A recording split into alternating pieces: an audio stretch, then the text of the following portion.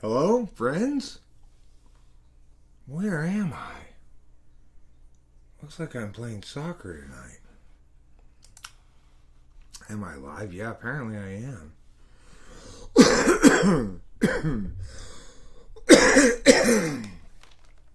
And may I simply say that tonight we are going to discover the single most important issue in typology. You may or may not have noticed that I have disembodied my head from my body. Well, yeah, disembodied head is right. Here's the thing, though. I just realized something critically important that I did that was very, very dumb. So I'm going to need to maybe call upon my beloved Rachel to make a sacrifice for me here. A short sacrifice.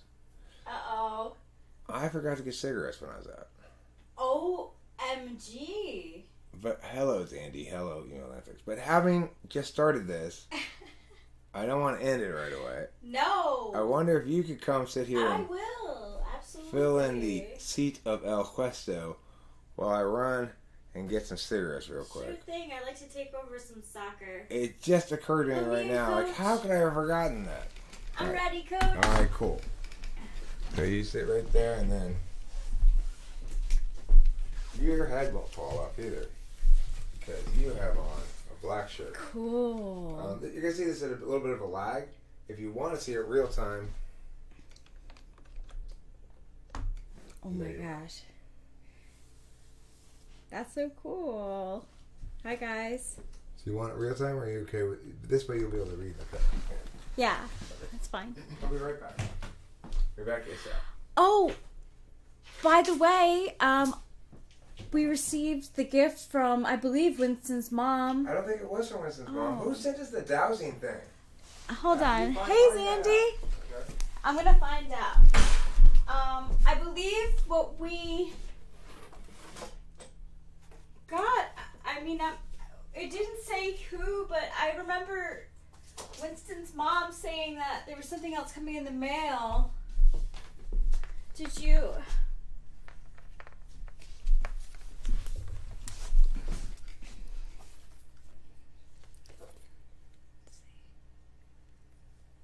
Is this working?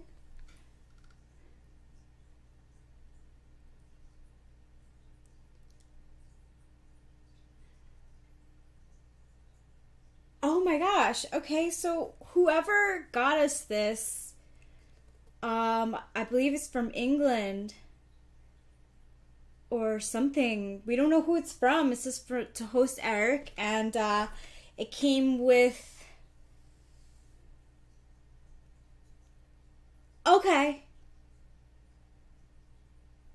Oh, awesome. Well, we used it today. And it works. It's really cool. We had a lot of fun with it. So we're going to use it more often. Okay, cool. All right, cool. Thank you so much, Winston's mom. It's really so much fun. And Eric actually tried it first. He asked it some questions, and we were having a lot of fun with it. It was...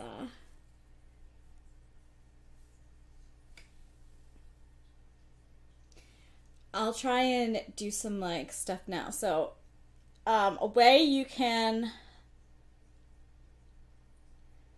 I'm always summoning spirits. Email Danzax. No, I'm joking. I don't really do that. But okay. So what I'm gonna do is they suggest you have your feet planted on the floor, and you start from a neutral place. So I'm going to let go of this and show me yes.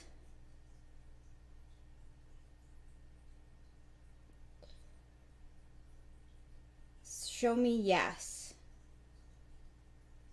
See, it's going back and forth.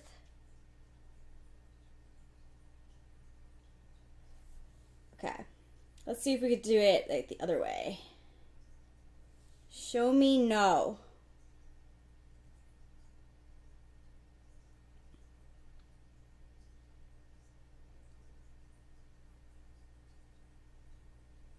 Seems to go in a circle for no. Let's try it again. Pendulum, show me no.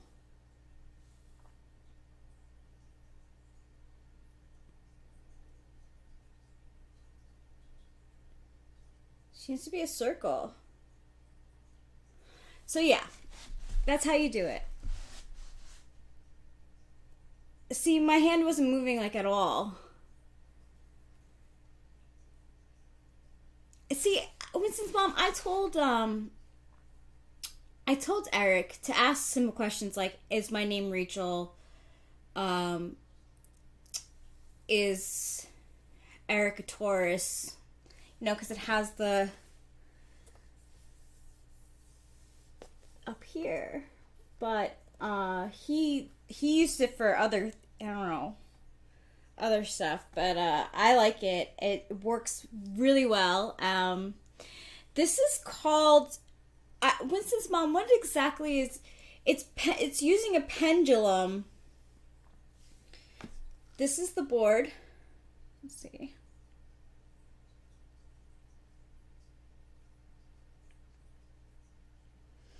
And using this pendulum, see, this is a really nice one. This one is amethyst and it's pointed. But you can use jewelry actually for this too. I hold my hand and I ask it questions, and it either goes up and back and forth, this way or this way. Sometimes it goes around in a circle. You can use it in conjunction with Monopoly. That would actually be really funny. Should I buy? It would take even longer though. Yeah, can I buy Boardwalk? Yes or no? It would take even longer though. But yeah, we could probably do some of that tonight. Yeah, so you ask it simple questions, really, like yes or no questions that are really focused.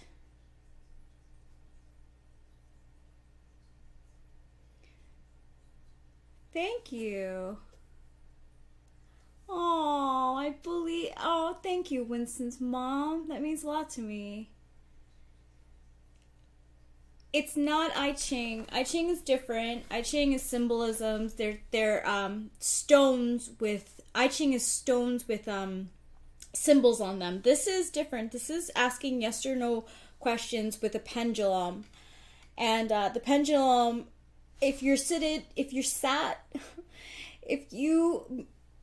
hold this in a way that your hand isn't moving too much, it will start to move as you ask questions to it. So it's like, for example, is my name Rachel?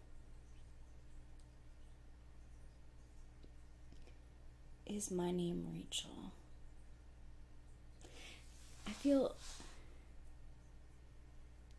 Spirit Monopoly would take forever. It would be funny, but it would take forever. That game is so... You know what I never really liked about Monopoly? Was that the person in the lead always wins. It's really, really hard to... It's really hard to, actually get up from behind in that game. I never realized that until I started playing it. I dated someone whose family liked playing it, and they had me play it too. And I was like, hey, wait, the person who has, all the power in this game, has the whole power for most of the game. This is not fun. I'm never gonna get ahead. Exactly, that wouldn't happen with Spirit Monopoly.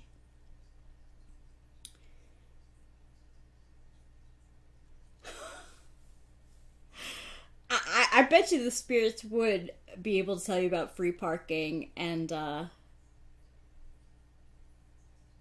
everything. I never realized it was called a dowsing pendulum either. It's beautiful though. And thank you very much. We're going to be using it And definitely we'll be using it tonight. Eric was we were having a lot of fun with it before. It's fun. It's really fun.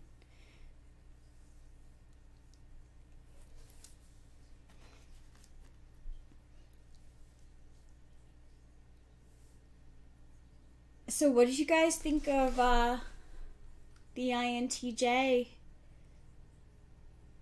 reading that Eric did? What was the consensus on that? Yeah, you can ask a question. I mean, question mark, the thing is that, like, I'm in a really tired mood right now. So I'm afraid that my hand is going to shake while I do it. Like, I really want you to get the, like, best results. Here comes Eric, so he'll be able to help you with that. Cool. I think he's definitely an INTJ as well. Like, I have not tried. Actually, I have tried sigil. I know what you're talking about. Bubble puppy magic. I didn't know I was doing it, but someone wrote up a piece on like sigil magic with like with water and if you have a crystal ball and stuff like that. I haven't done that yet though. It is from Winston's mom. Oh, it is? Yes. Winston's mom. Have you ever tried Sybil Shepherd magic? Ooh. Basically, you say what you want, and you put on a really gauzy filter, and you say Sybil Shepherd 3 times. Sybil Shepherd, Sybil Shepherd, Sybil Shepherd. It's moving a lot. Yeah, it required a swift tongue. I told them that, will I marry on 2/2/22 at 2 p.m.? You sound like my good friend Jennifer Michelle Cusimano, ? She used to be obsessed with the number 22, and she was born on February 2nd. That's weird. I said that you would probably be better with this right now because I'm a little tired and I want to give them accurate results. Okay. Well, I want to find out accurate result about one thing primarily, which is this.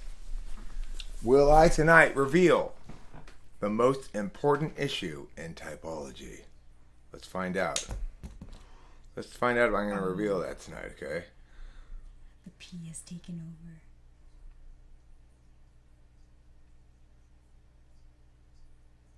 Yes. Yes. Yes, definitely a yes. Now, it's hard to show this to you, of course, without the actual process because we're creating a 90-degree angle, right? So it's kind of hard to film. But I'm going to try to film this a little bit better. Maybe I can help you. I can stand. Well, let's see if we can do it this way first, okay? This will be a little easier if we can.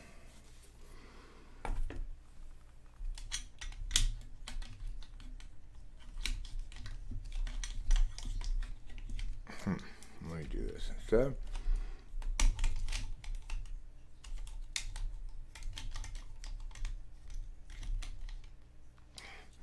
Let's see what it looks like here.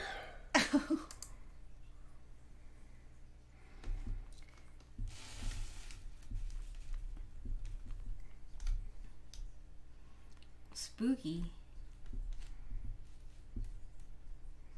That's a pretty good shot. Mm-hmm.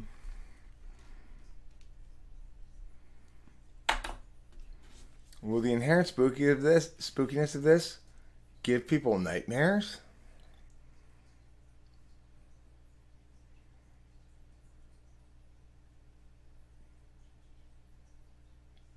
Perhaps. Perhaps. Perhaps. Perhaps. Perhaps is the answer. Yeah, that is the answer. Okay, let me put this back over here now.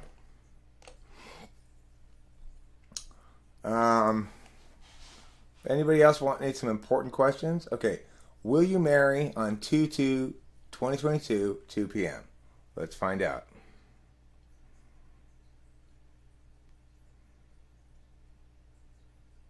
Try again. The answer is try again. Yeah. Clear as day. Okay, I'll try again. Will question mark marry on 2/2/2022 at 2 p.m.? Nope. You will not. No. Pretty clear. Pretty powerful. Pretty powerful stuff, this dowsing thing. Emails Anthrax was saying that we should use this accordion alongside with Monopoly. I think what we should do is we should use the numbers here.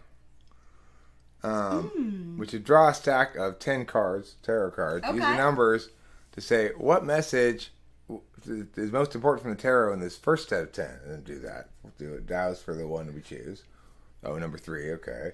Second set of 10, okay, number 4. Third set of 10, number 1, or whatever, you know? Sure. What card would you like to use? Let's use whichever cards you happen to pull out. I guess the most accessible ones are yours, probably, right? Are they out already? Okay, question mark. Will question mark marry at 2/2/2022 at 2:22 p.m.? Good question. Important distinction to be made.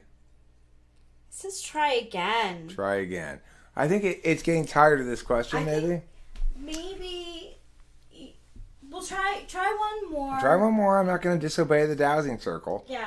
Will question mark get married on 2/2/2022 at 2:22 p.m.? Try again. Why don't question mark try something different? Okay, will he get married at 2/2/2022 at 22:22 p.m.?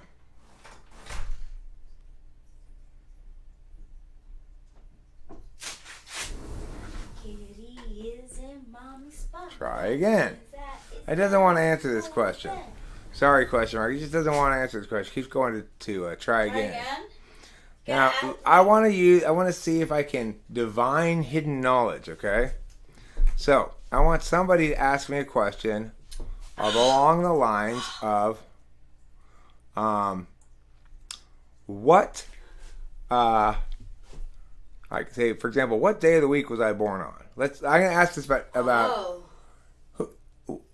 Winston's mom. Do you know what day of the week you were born on? Let's assume you do know. Yeah. She probably knows what day of the week she was born on. All right, so Winston's mom. I'm going to ask this: what day of the week were you born on, and see if, in fact, the dowsing thing is correct. What day of the week was Winston's mom born on? Let's find out. Obviously, when I ask these outer circle questions, I start with a bit of a bigger circle and let it fall into whatever it's going to fall into.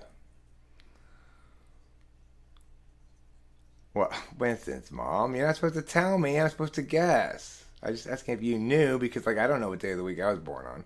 Okay, I'm going to have to do something else. Okay, I know what day of the week you were born on.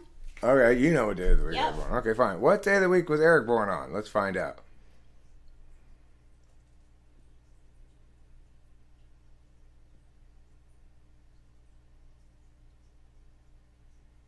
See if the dowsing circle knows. It has to slow down a little bit, yeah. It's trying to it's got to do its thing.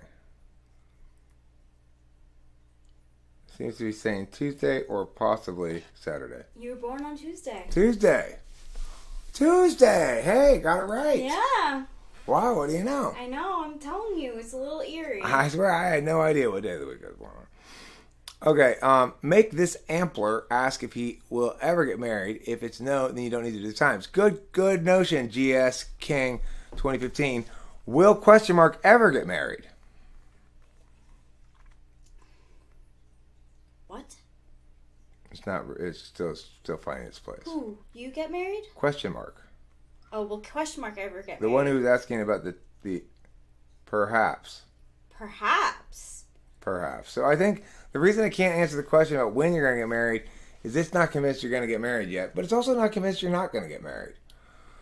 Let's see if we can guess Octavia Silva's day of the week. We'll get to that, okay?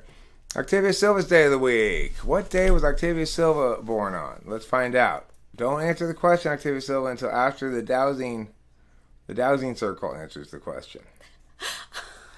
I can't. Question mark. Okay.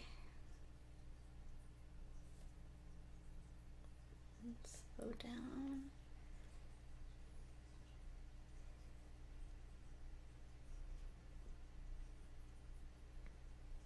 Seems to be saying Monday. Monday.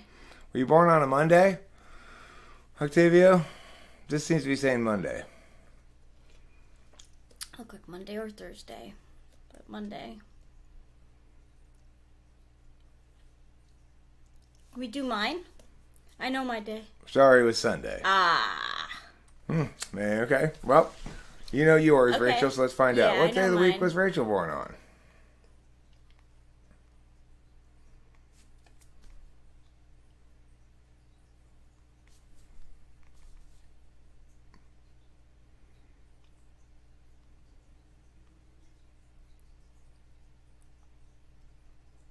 It's like Tuesday.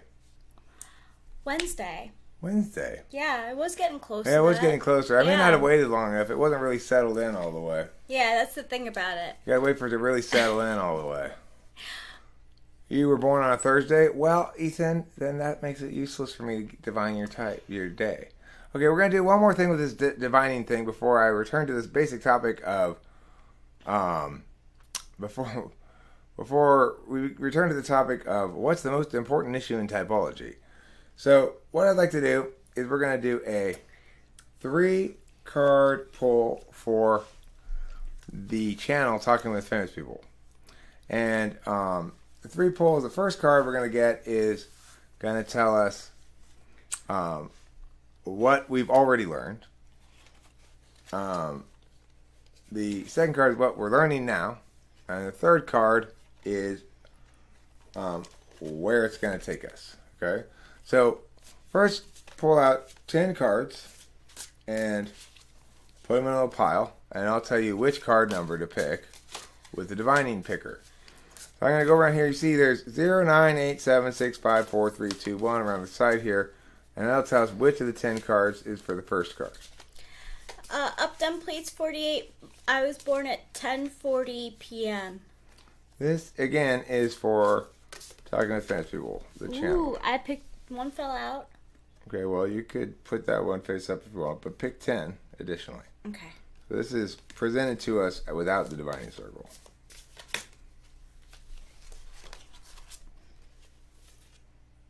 We put 10 in a pile. 1, 2, 3.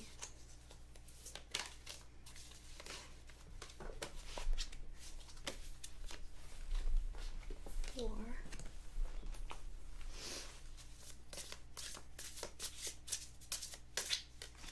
5. Wait, you don't have to get any further than 8. 7. 8. Okay, so this is 8. Mm-hmm.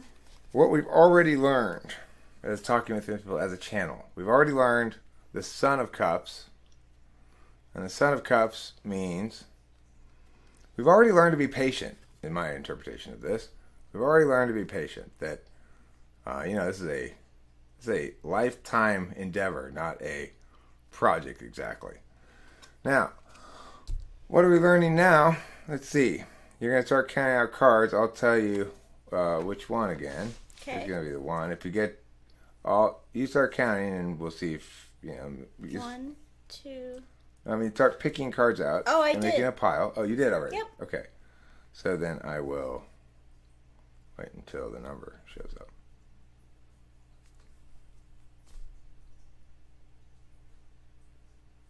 One.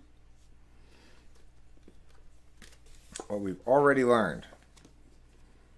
What we're learning right now. Priestess of Cups.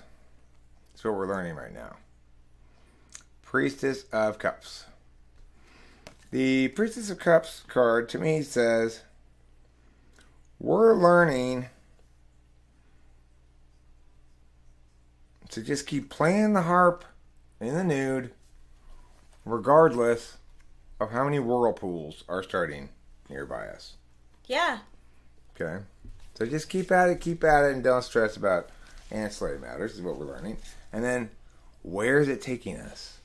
Keep in mind that the initial card that popped out, the frame is the world. So I guess it's sort of saying, this really is the whole world to you. Yeah.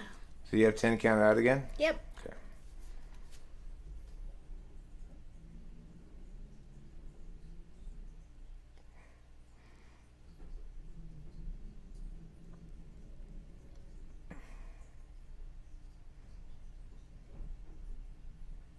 10? Yeah, 10.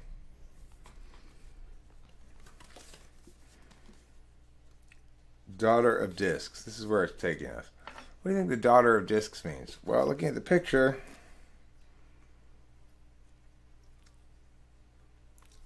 I mean, I would say it's taking us to a more well-defined platform. Yeah. In some sense, like a bigger stage or a more clearly defined stage. Yeah. In some sense, hopefully. That'd be good. I think so. That's a good way of interpreting it. Okay. Here you go. Thank you. That's enough magic for me for right now, because I am interested in talking about what's the most important issue in typology.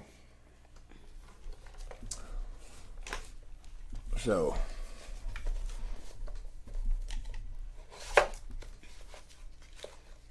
Thank you, Go Winston's mom. thank you. You're the best. You're a winner. You know, you're the winner of a Lifetime's Achievement Award in an activity for which that's not ever awarded, which is pretty impressive, you know. It is. Chroma key.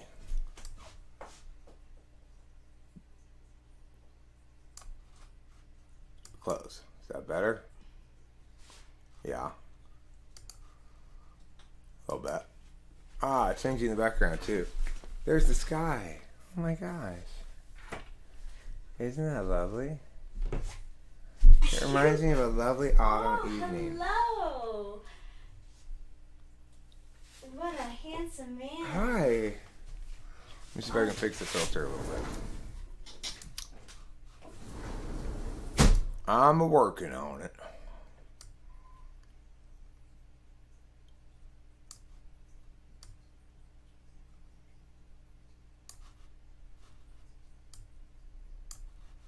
How about that? Is that better? I'd say so. Let me get them out of here. So, now let's discuss, what does it mean when I say, what's the most important issue in all of typology? This is not an easy question to answer, because there are different ways to answer it. But in my opinion, the number one issue in typology is that people don't understand what they're trying to do with typology. I would say the number one issue is having the right frame. What is your understanding of typology? Is it representative of meow, meow, meow, meow, meow? What is a cognitive function? People do not understand what they expect typology to be, what they're trying to make it in their own understanding. So, of course, it's impossible to tell anybody that they understand things incorrectly, since they don't know. It's like, if you don't know that paintings always involve painting canvas, let's say, or paint in some sort of surface on which you paint, then you might say, look, I made a painting, and show a sculpture. And when I say, look, that's something you did there, but that's actually not a painting. Or, for example, a better example would be, look, I mathematically explained the motion of planets. And they show you a poem about how the planets move. You have to say, well, no, you're wrong. Well, what in my poem am I saying that's wrong? I said the planets move swiftly. Okay, well, you're not wrong that you've described how the planets move. You're wrong that you've described how the planets move mathematically. You've described how they move metaphorically. That's all well and good if all you're interested in doing is sort of gesturing at types as an archetype, saying She was the mother, the wisdom, the child, the daughter. All of those were she. And you could say that kind of garbage, but that's not actually meaningfully talking about somebody in a way that is intellectually or scientifically useful. Like, you can't make predictions with that or anything like that. So,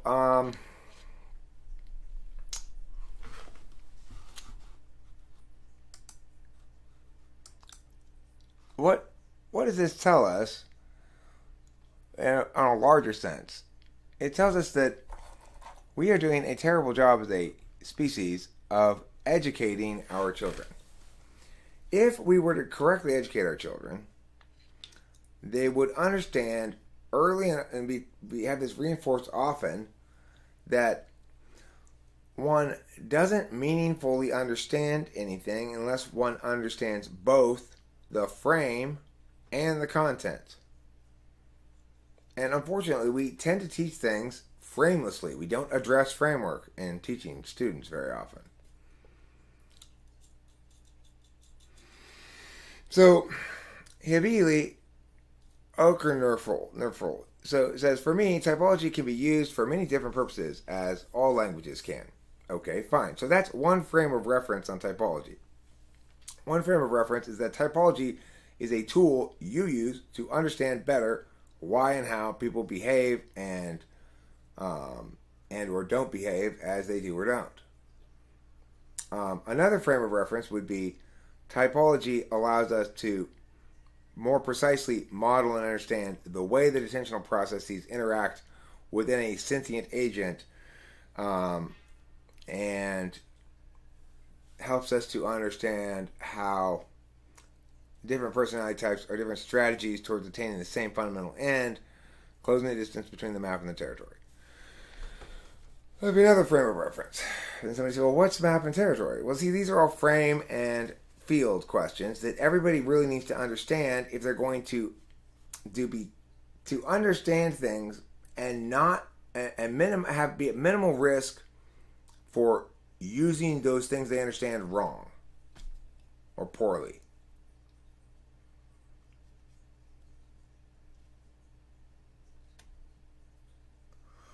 Okay, Bubble Puppy asks, I've heard you say INFPs have worse SE than INTPs because they're inane in an FI non-binary frame. But wouldn't INFPs have better SE by virtue of FI being real-time and not turn-based?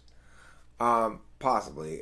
You make a good point. I would say in response to that what I meant by they're inane in a non-binary frame is I assume it's more challenging and takes longer to come to a deliberated conclusion with FI than with TI. And so, they'll be ready to SE less frequently. That was my thinking on it. But, the thing is, FI and TI are both deliberative functions. They both can operate in real time, and they both can operate in turn-based time. For TI to operate in real time is kind of the way an STP uses TI. It's I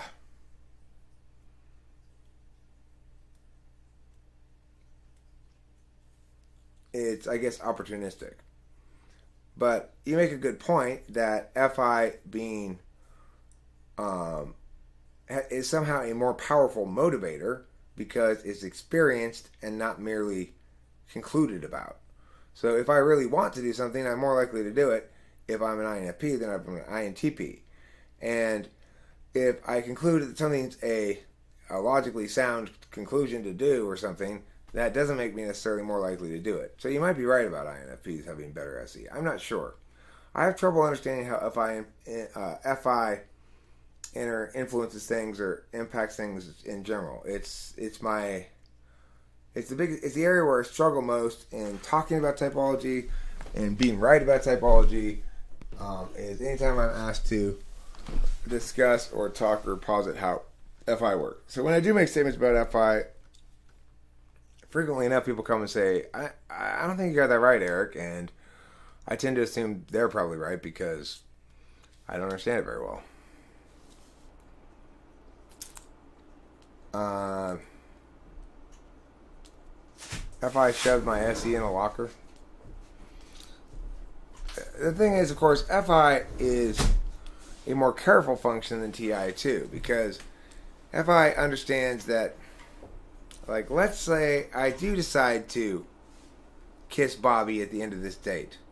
Well, now feelings have gotten a lot more complicated. There's expectations, yada yada yada. The INFP wants to make sure she really wants to kiss Bobby before she's going to kiss Bobby. However, Bobby is not nearly going to be as patient as the INFP. The INFP would like to spend 6 months with Bobby, getting to know Bobby and really feeling certain about how they feel about Bobby and how they're going to feel about Bobby before they kiss Bobby. Unfortunately, Bobby's not that patient.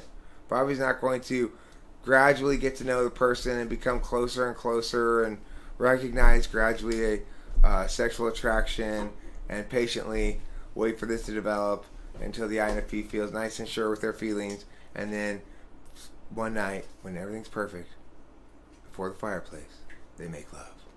No, that's not how life works. No dude's gonna wait around for that bullshit, you know? So INFPs have to end up getting with wrong people, and, you know, INFPs don't typically do well in relationships, I think, because INFPs are never afforded the opportunity to develop a relationship as they believe it ought to be developed, which is probably how it ideally would be developed. I think INFPs win that point. In an ideal world, relationships would be developed that slowly and with that much respect for sexuality, you know? But that's just not the world. Too many censors. It's so interesting, though. Their dual would be an ESTJ, though, right? For some reason, though, I mean, I feel like... Yeah, the dual is ESTJ. But okay. I don't think duality really works for them. I've yet to encounter an INFP relationship that I felt was healthy. Now, granted, I don't know that many INFPs. I haven't encountered that many. No. But everyone I have encountered has been in some stage of disaster. Yeah. They're working on trying to fix meow, or they're cheating, or, you know. I think, rather than concluding that INFPs simply aren't meant to be in relationships, I think my explanation makes more sense. That if the world afforded them the opportunity to pace this thing at the pacing they'd like to pace it at, that they'd probably be the best at choosing their relationship partners.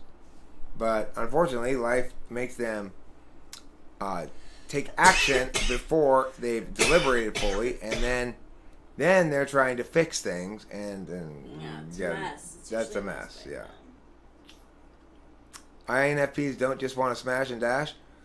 Generally, no. They have too much awareness of how tricky and complicated and thorny and important people's feelings can be. And so, but most importantly for them, they need to feel a lot. An INFP wants to feel a lot for the person she's having sexual intercourse with. She wants it to be an act that emerges from mutual FI happening at the same time. She wants an FI feedback loop. And to get that, she's not going to be able to get that unless she's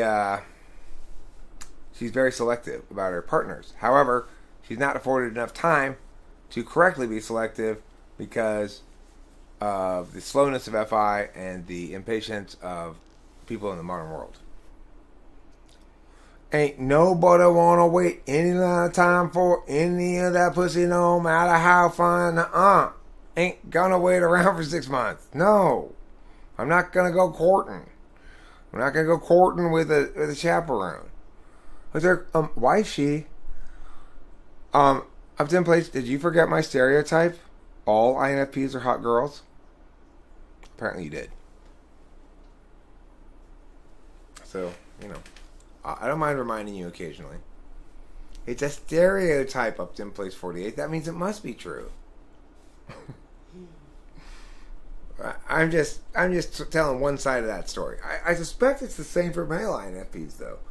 I suspect that they have the opposite side of the equation, which is they ideally would like to go slow and take their time and make sure they, not necessarily go slow, but to make sure they know they want that person before going fast.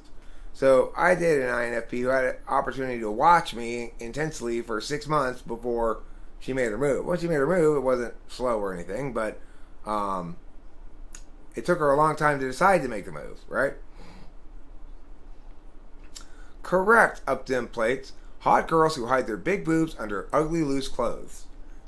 INFP. Wait, you're talking about INFPs, right? I recognize that. That's INFP. Look at Capio. Oh, my kitty frightening me. I know. That's my face. INFPs expect and accept that love is tumultuous, that there is jealousy, that there are strong feelings, that people are going to make, both partners are going to make demands on each other and so forth. They operate under the notion that being a team player is remembering that the team is just you and me. So, my needs and interests go first, and so do yours, of course, to me, even if you don't want them to. So, they're a little intense. They require a lot from their partner. And to me, sometimes you might say they require too much, but that's just my opinion on it. I'm not dating an INFP, so it doesn't really matter what I think. What I do know is that it is time to excite everybody in the world with a new background picture for behind me. Yay!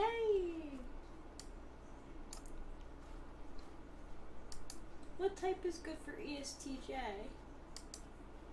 I mean, I think ISFJ worked pretty well for my parents, but that assumes your ESTJ is fairly cool at the TE stuff.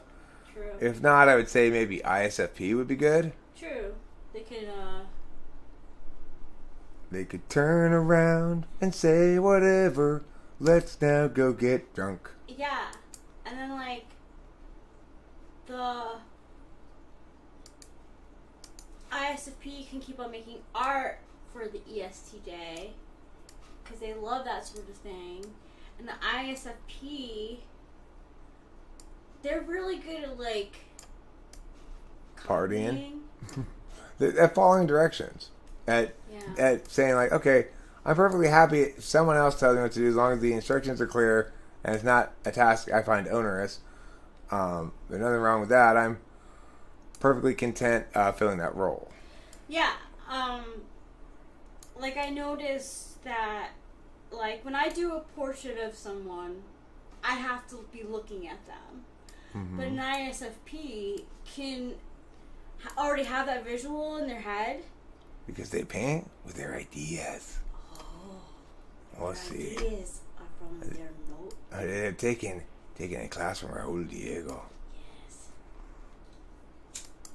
All right, there you go, everybody. New picture behind me. It's this lady. How you doing, lady?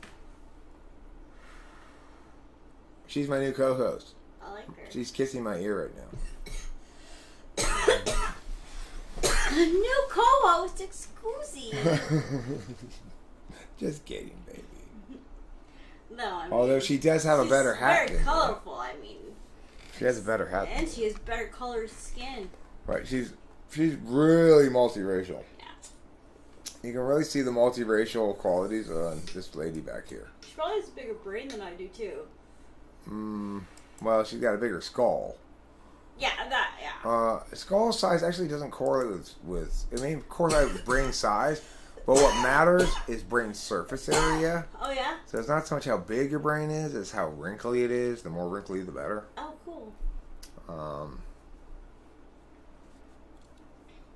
Let's see.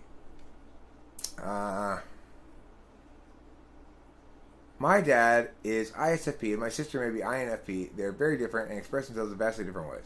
I agree. Yeah. ISFPs are very go along, get along until you cross them. INFPs are very wary across the board about committing to anything. So, Yeah. INFPs seem more standoffish than ISFPs, even though they might both be ultimately deep down equally standoffish. An INFP, you're there. INFP here. It's like slowly like. Hey, listen, we're doing great. Don't get too close. Don't make me put on another bulky sweater. And then they'll be like, "Do you have a light?" Like all of a sudden, it's like, "What? You're in front of my face? What happened?" The viscosity of the brain is what really matters. I think it's the smell. What really determines how smart you are is how your brain smells. Yeah. If it smells floral, you're smart. If it smells musky, you're dumb. I'm worried about that. And the thing is, the only reason why this hasn't been replaced the IQ test is that to use this test, you have to cut a hole in someone's skull to smell their brain. And most people think it's not worth it to find out a more accurate IQ score. Trepanation. Hey, come on, tonight we're trepanating. There's too much pressure in your skull. We're gonna drill a little hole and let some air inside of there, and then you'll be a super genius to all. Trepanation. That's my pro trepanation song. Okay, so isn't authenticity TI, not FI? Prove me wrong. Well, I guess it depends what you mean by authenticity. If you mean what I say by TI being not authenticity and FI being authenticity is FI relates to what you authentically want and like and value yourself. What outcome you'd prefer to have. Which outcome you would authentically prefer. So if my kid is running in a race and it's kind of a photo finish, but my kid was a step behind, if I'm using FI to judge this, I'm going to say, he won, that's a bad call, it's a bad call, because I'm expressing what I authentically want to be the case. If, on the other hand, I'm using TI, I'm going to say, tough call, son, you barely lost that, but you lost fair and square. That's the difference between TI and FI. Now, in both cases, I probably have both. In other words, I both authentically want my kid to win, and I can detach myself from that enough to know that he didn't win. It may not be the case if you are an ENFP or an ESFP. You may not be able to detach yourself enough. And if you are an ENTP or an ESTP, you may actually not really care. Sometimes ISFPs cause like fights. Like they'll get drunk and they'll say like whatever they feel. You talking about ISFPs? Yeah. They'll get drunk and they say whatever they feel, and like some people won't react well to that. Right. Well, when Katie visited Laverne for the big party that we had there for the channel, she and Nick ended up getting into a martial arts fight on the front lawn where Nick ended up picking her up and body slamming her. Holy! But she was asking for it. I mean, it was consensual. They both agreed to have it out. It's not the sort of thing I would normally approve of at one of my parties or something, except Audra, who is, literally competes in the world championships for Taekwondo in the women's division. She was, sort of judging and taking ownership of this thing. So I was like, all right. Well.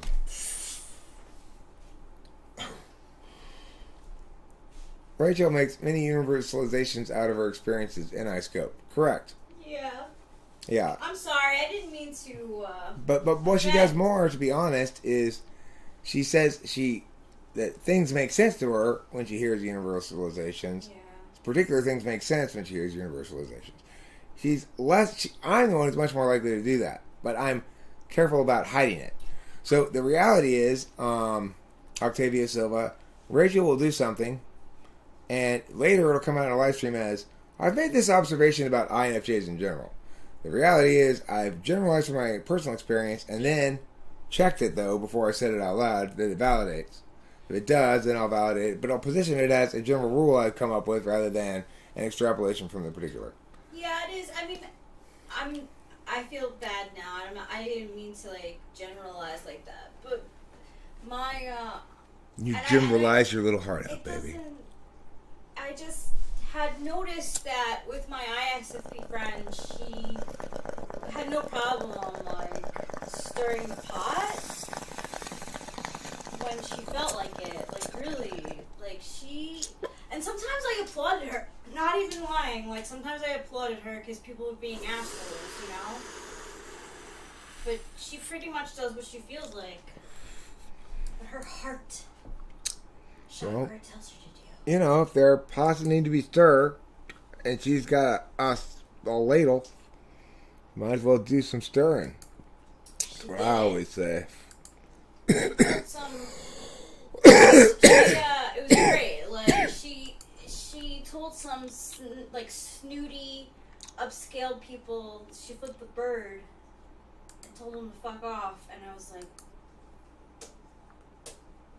slow clap.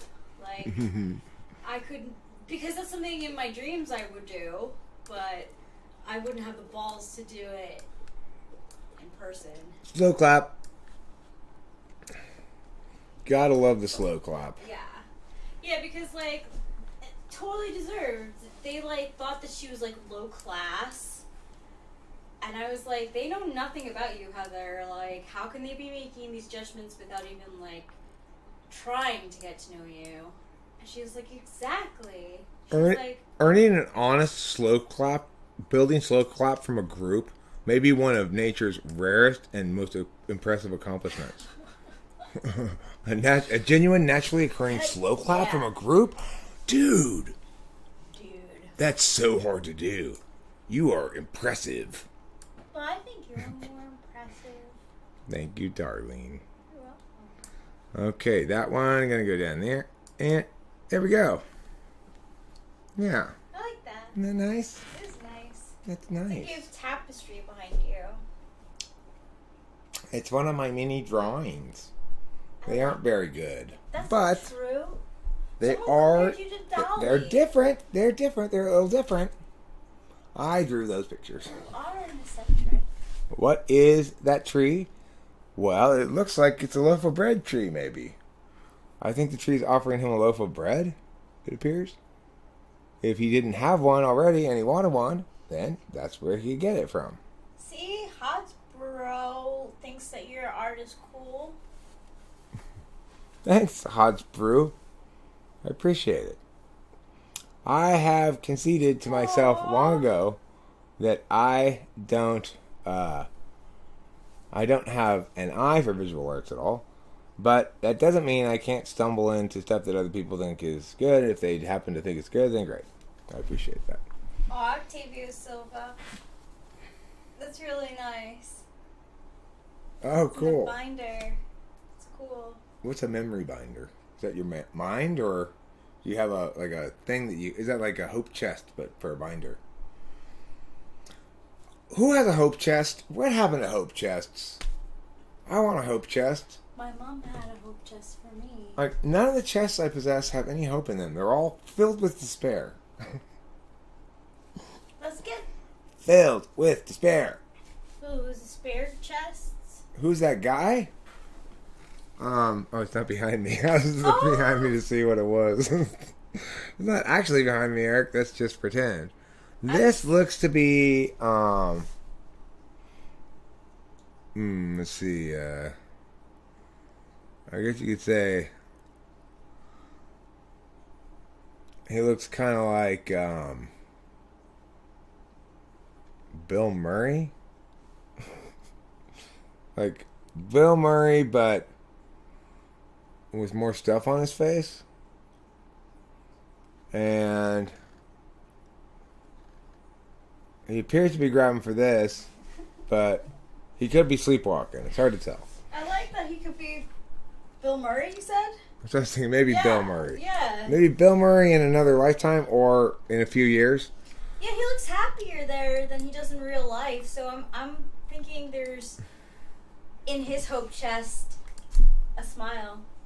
Do you think that Bill Murray is unhappy in real life? Well, he doesn't smile very often.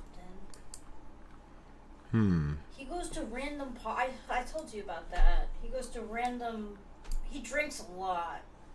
He goes around people's houses and parties? Yeah. That's weird. It is weird. That's lonely. Yeah. If he's that age and is still drinking a lot, well, that's rough. I'm sorry to hear that. Yeah, I think he's just, he's been typed as ISTP. I don't think he's an ISTP. What do you think he is? I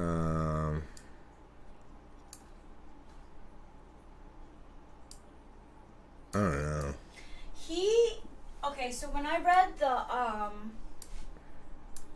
the SNL book, Live at Saturday Night, he had some of the most intriguing stories. Like, he was so candid in that book. I grew a new respect for him because he really, told behind-the-scenes stuff, And I like that. Well, I find Chevy Chase an interesting story, and his sort of petulance and kind of weakness regarding the whole what was that thing? What was the show called? Community part he played. Yeah. He was upset because his character had to be racist or something, and made a complaint about it, and was just really difficult to work with. Yeah. And Rachel posited before, I think, that he might be an ENTJ. Mm-hmm. That makes sense. It's it's you got to be FI, probably low FI, but front stack to be that fussy, Makes sense. And if he has polar SI, right? He has, they're being polar SI. Well, his stories that he wrote were pages, but not memories. It was all talking about him and his, craft and, all this fucking bullshit that, I was like, you are so pretentious. But, he felt was necessary to write in the book. I don't know. He didn't talk about anyone else except for himself. So, but he wrote pages. And, a paragraph that would be that big. And it was about how to act, or what? It was just about how he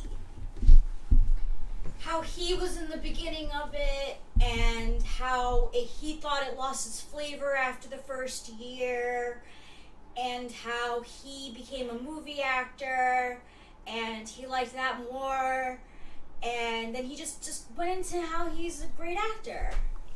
Okay, I'm going to change the subject here. Ethan McDonald says, how is Eminem less extroverted intuition dead than Steve Jobs? Maybe we're actually looking at 3rd, 4th, or 8th slot NE with Eminem. Okay, but let's forget the second part there for a second. How is Eminem less NE dead than Steve Jobs? The question itself suggests that you have very little concept of what extroverted intuition is.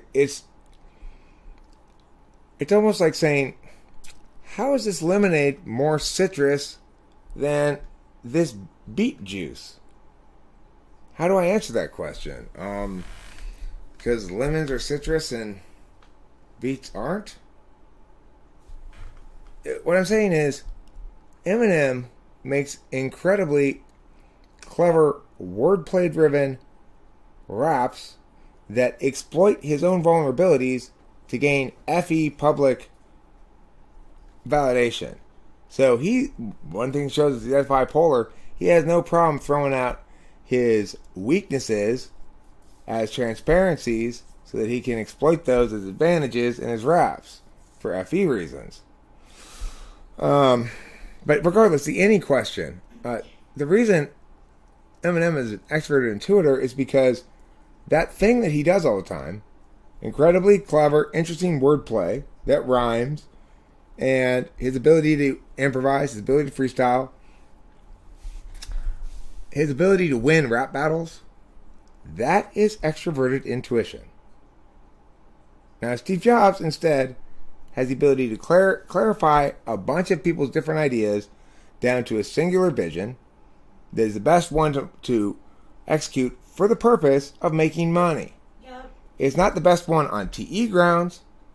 it is the best one sort of on FE grounds, in the sense that it's the best one on TI grounds, making money and, being logically consistent with your goal, which is success and stuff.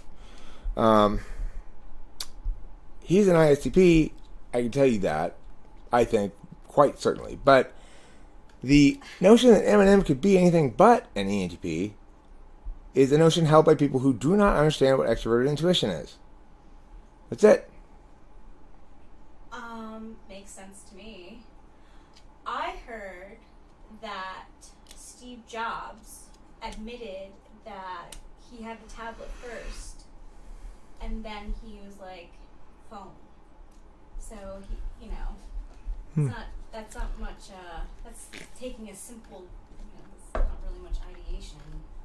Yeah. I mean, Eminem's work product is, in fact, quite precisely exactly what work product looks like that's been produced by someone using any TI attentionally. However, it is important to remember, people can get to the same place from different directions. Is it plausible that somebody who was not an ENTP might have written one or two of Eminem's songs? Yeah, that's plausible. Is it plausible that somebody who's not an ENTP could have accomplished Eminem's whole catalog? No. Impossible. That doesn't just mean having a fluky moment or two. That means your whole life is something other than your actual cognitive function stack, which makes no sense. If in fact you're spending all of your time ideating and rejecting FI and utilizing TI instead to attain FE outcomes, then no matter what you say you are or think you are, that's not who you are. You are the person that you are all the time. And that means Eminem is an ENTP with an outside chance at INTP. INTP is possible as well, because he still has the same two dominant functions. The same two top functions. I saw in an interview, he has, I saw his writing. It's not like one or two, words. It's like a whole page of stuff. And he showed napkins, too, where he writes on stuff really quick. Okay, so, Ethan McDonald, if you want to argue that he's an INTP because of how he acts in interviews, you'd have a strong argument there. You could say, look, the only explanation is since he appears so introverted in interviews, and he appears so much like an ISTP in interviews, and he's so obviously an ENTP in his work product, the only reasonable conclusion is to say that he's an INTP. And I would credit you with a very strong argument there.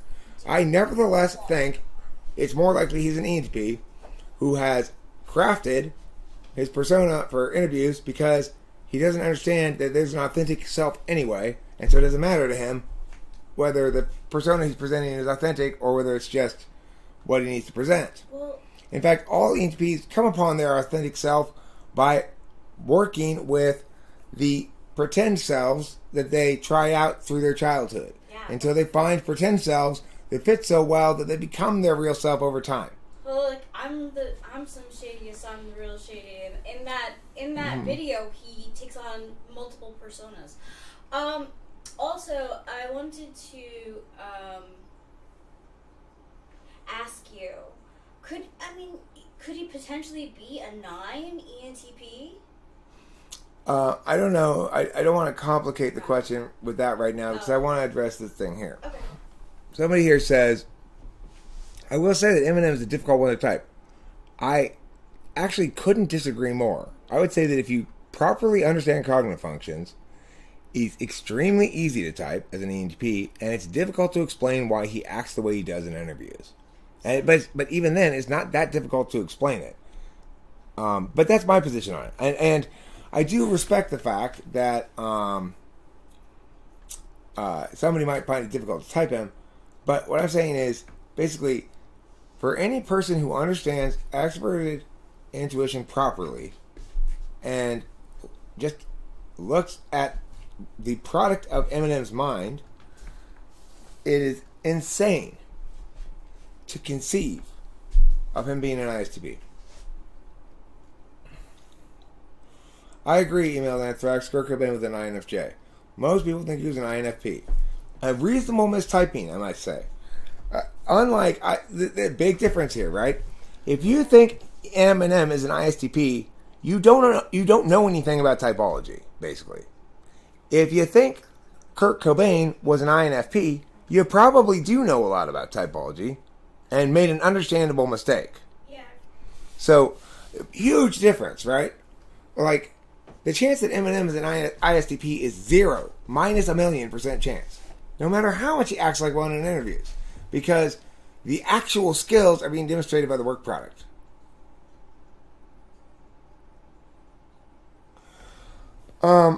I think that debate happened but didn't get uploaded due to an accidental cleaning deletion by me. Since I got this new laptop, it's got a smaller hard disk. I agree with you, Octavia Silva, in general. But I got a smaller hard disk, which means I more frequently have to delete these piled up videos to make more room. And I think what happened was we made that video and then I accidentally deleted it before I uploaded it. I like typing characters from movies and TV shows. Only because I like to have something to reference. Well, I tell you what's made me feel more positive about typing celebrities than I had in the past, or at least typing characters, for example, is like today we watched a movie where one of the characters, it was very clear what type she was. She was an ESTP. She was a nice, well-written, clear ESTP. The other character was kind of a mishmash. He was He was kind of like an ISFJ with too much intuition and too much SE extroversion to really be an ISFJ, or an INFJ with too much like earthiness to actually be an INFJ. So he's sort of a mushy mash character. So I don't mind typing characters because of that specifically. Like, even though they're characters, you don't have to say this character is definitely this. Right. And this character is definitely this. You can just say, oh, this character is very consistently written. It's easy to tell they're a Mia. But this character isn't very consistently written, so they're not really any specific character. They're kind of a mishmash. That seems a more meaningful and correct thing to say than to argue over what type M&M is, except here's why I think arguing over what type M&M is matters. Arguing over what type M&M is revelatory about how you think about functions. If you're thinking about functions right, you are correctly saying that's not possible unless you have any one or two. What he does. Not possible. Because you correctly are focused on those spots where we can be definitive.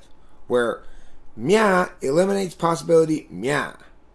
Those things are how we can be more certain about types and then be more able to falsify if we're wrong. By avoiding the things that are definitive, we're just trying to mush out into things that can't be determined false or true either way. Yeah.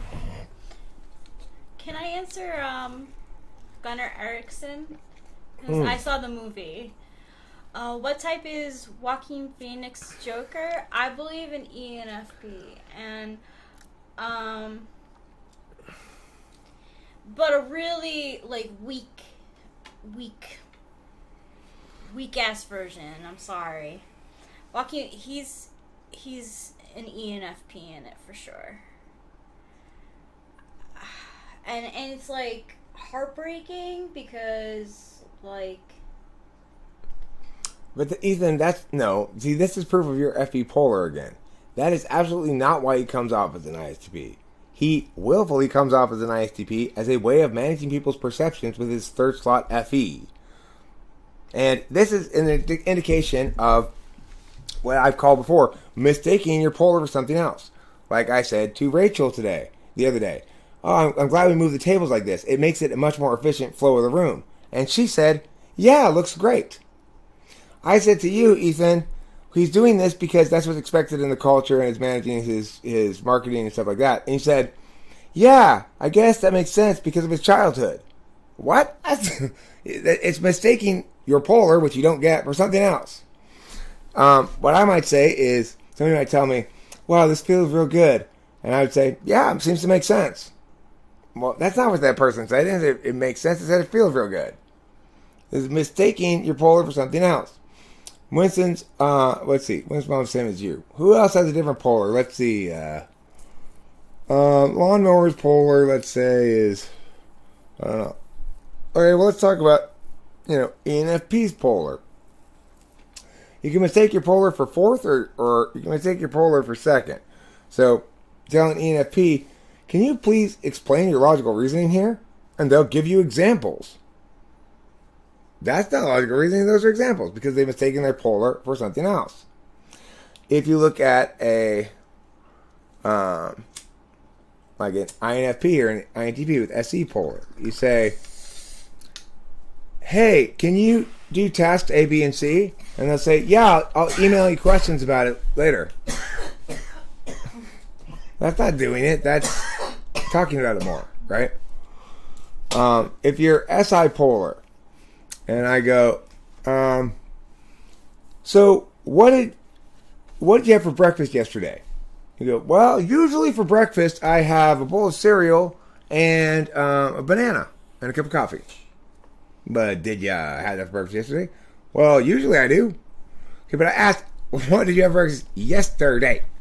That's mistaking my question about SI for an NI question that asks, what do you usually do? Jack Nicholson's Joker's, I don't think an ENTP. I think he plays it as an ESTP. Jack Nicholson hardly ever plays something different than an ESTP. I don't think any of the Jokers are ENTPs. I think the villain that seems more like an ENTP is the Riddler.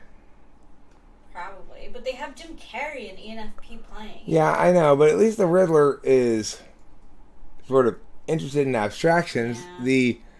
The Joker is just interested in garish SE stuff. I think ESTP. I mean, I don't know. I just don't think that the Joker's an He ENTP. could be an ESTP 7 wing 8, 7. You seem like more like an ESFP to me, really. ESFP?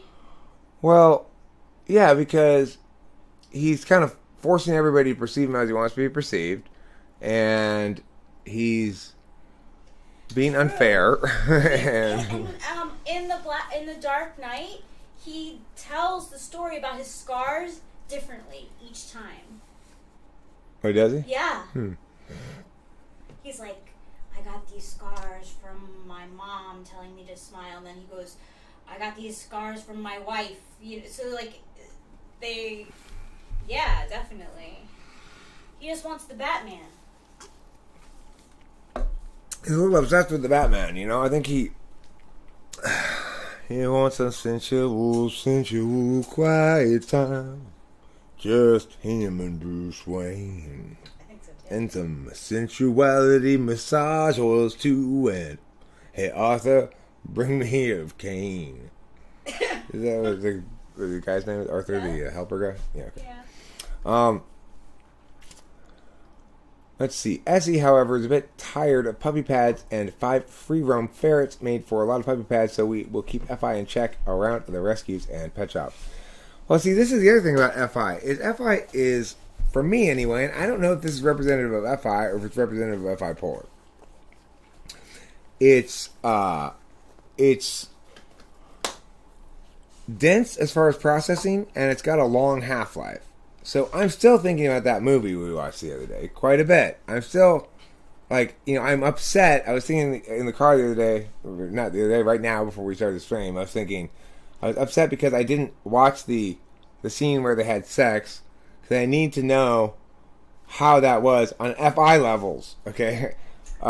In order to really feel like I understood that movie more completely, I need to kind of go back and watch that scene again or something. And not avoid it. Can you tell me, how was it? Was it sweet? It was sweet. Sweet, and how much of the intercourse time did they show? Did they have an extended period of them intercoursing, or did they just show them get started and then afterwards? Yeah. Like that? Second leg, yeah. Okay, and it was sort of affectionate, and at the end they were both feeling, happy or whatever? Well, it cuts to early morning next day. So they don't show them, right afterwards smoking a cigarette or whatever? Okay. So I probably didn't miss anything critical in understanding. It was sweet and Yeah, it was FI. good. Okay, good. See, I worry about those characters They love each days other. after I've seen the movie because that's the nature of FI. It's one of the reasons why it needs to be avoided. It needs to be strictly regulated, let's say. There should be warning labels on movies. Warning. Mostly FI data. I had no idea. If I had known. Rachel, will you stop feeling bad or apologizing? I love the fact that I watched that movie because it was like encounter. Look, Eric, do you really want to try a super hot pepper? Yeah. And then I say, wow, that was really painful. But I don't regret trying it. Now I know, And then now I know too. Sure. So I'm glad. That and Pride and Prejudice are probably the most serious movies that I like. Well, forget FI. serious though, because Pride and Prejudice is, I'm sure, very serious too. But I can't imagine anything being quite that intense because that thing was made out of 2 characters. Yeah, but The whole thing, yeah, just 2 characters, really, right? And some background stuff that they interact with. Pride and Prejudice at least has like other characters in it. The whole movie is a dude and a chick talking to each other and walking around. Well, there's nothing else like it, really. So, I mean, as far as FI intensity, I think that movie's got to be hard to beat. I'm sure there are other FI movies, but that one has got to be near the top of the pile. I mean, in my book, yeah. In my book, it is top of the pile. I've seen other girly movies before, and I just wasn't interested in them at all. This thing was so incredibly nuanced and deep, and the kind of FI that it was dealing with, it was kind of like, I've been avoiding trying cigarettes. Finally, somebody says, "Well, come on," and so I go, "Okay, fine, I'll mainline the heroin." It's like, wait, hold on a second, don't go straight to that. Lost in Translation might be another one. Running Fox. That name sounds familiar, but I haven't ever seen it. But anyway, this has Scarlett Johansson in it. Oh yeah, But this before Sunrise movie, the FI, it makes me think about what FI is and its qualities. So this movie stuck with me a lot more than previous movies. I find myself like worrying or almost owning their lives as part of my general fretfulness, even though the movie's over and yada yada yada. It seems so real. Like Ethan Hawke, who I never before thought of as a good actor in particular or anything, never thought anything about, was absolutely amazing. And the chick, whatever her name was, never even heard of her, seen her before, was just stunning. Yeah. Stunningly good. The way they interact with each other, their chemistry so or something. I've never seen 2 actors not act and so honestly fall in love over the course of a day and realize the intense tragedy of this moment and circumstance all together, and then recapture some last branch of hope in the flood to grab onto. Oh my gosh. And then, it's like this whole thing was so powerful, and I just absorbed it all, and then realized, okay, we're left holding this branch of hope. And then I made the mistake of asking Rachel what happened at the beginning of the second movie, and she told me, well, he goes back, like they agreed on, and she's not there. And it was like the saddest thing I'd ever heard in my life. It crushed me. It's so different. Now I've gotten used to it, as I realized this is more interesting as a point of analysis than as actual feelings. But it is the only movie I think I've ever given a 10 to, and the only movie I've given over an 8 to that I didn't enjoy a great deal. So even though I didn't enjoy it, though, I'm enjoying it a lot in the aftermath of having watched it, because it stays with me. I continue to have thoughts about it. I continue to muse about like the depth of the meaning that was conveyed in this 3-second long scene where there's a facial expression showing how the emotion is switching from jealousy to shame or something, and how that interlinks with all these other little FI storylines and stuff. It's so complicated, FI is in this movie and FI in general in terms of figuring it out, that you have to spend a lot of time parsing it out, which I guess means also that it has a long half-life. So that movie sticks with me for a lot longer than, say, the movie we watched today will stick with me, even though it was good and I enjoyed it. Yeah, it was just easy watching, Sometimes I just like that for when there's nothing important going on. I'm not feeling any way in particular.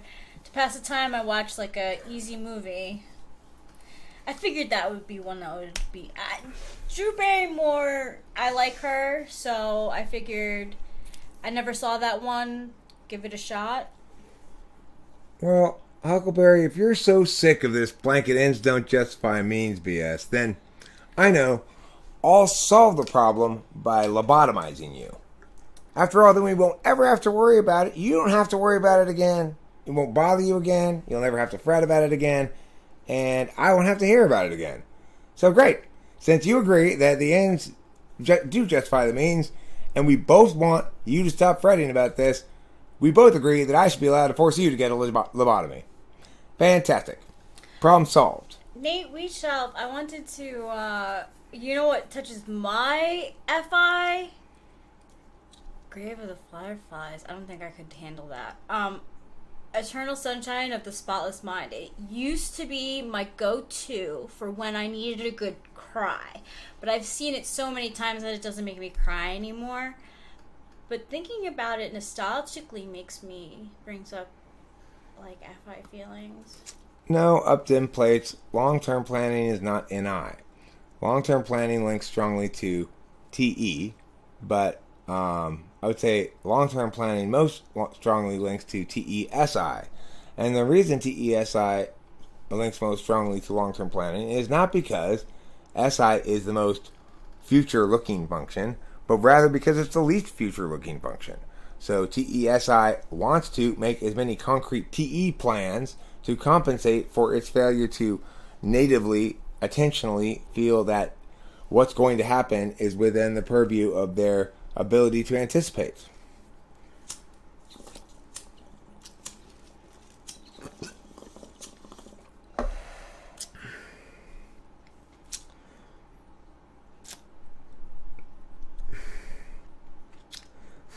FI movies are tough. Now I'm like thinking about it in an FI way.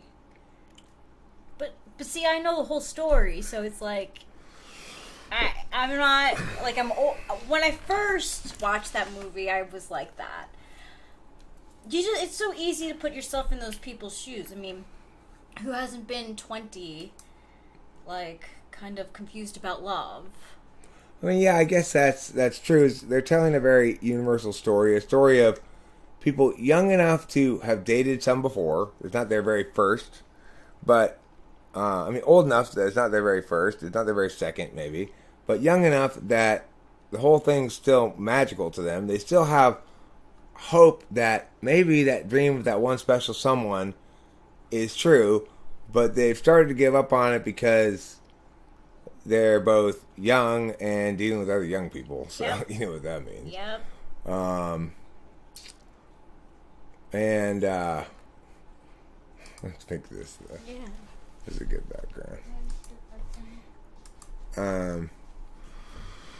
And then the thing is, the circumstance, the fact that they know they have this finite amount of time together, it's like you get the sinking feeling. It's a built-in ticking clock. So you get this sinking feeling the whole time about that matter going on in the background. The clock keeps ticking, and it's a stressful bestful, as we call it in the bestful business. It is. I felt that way during that movie too.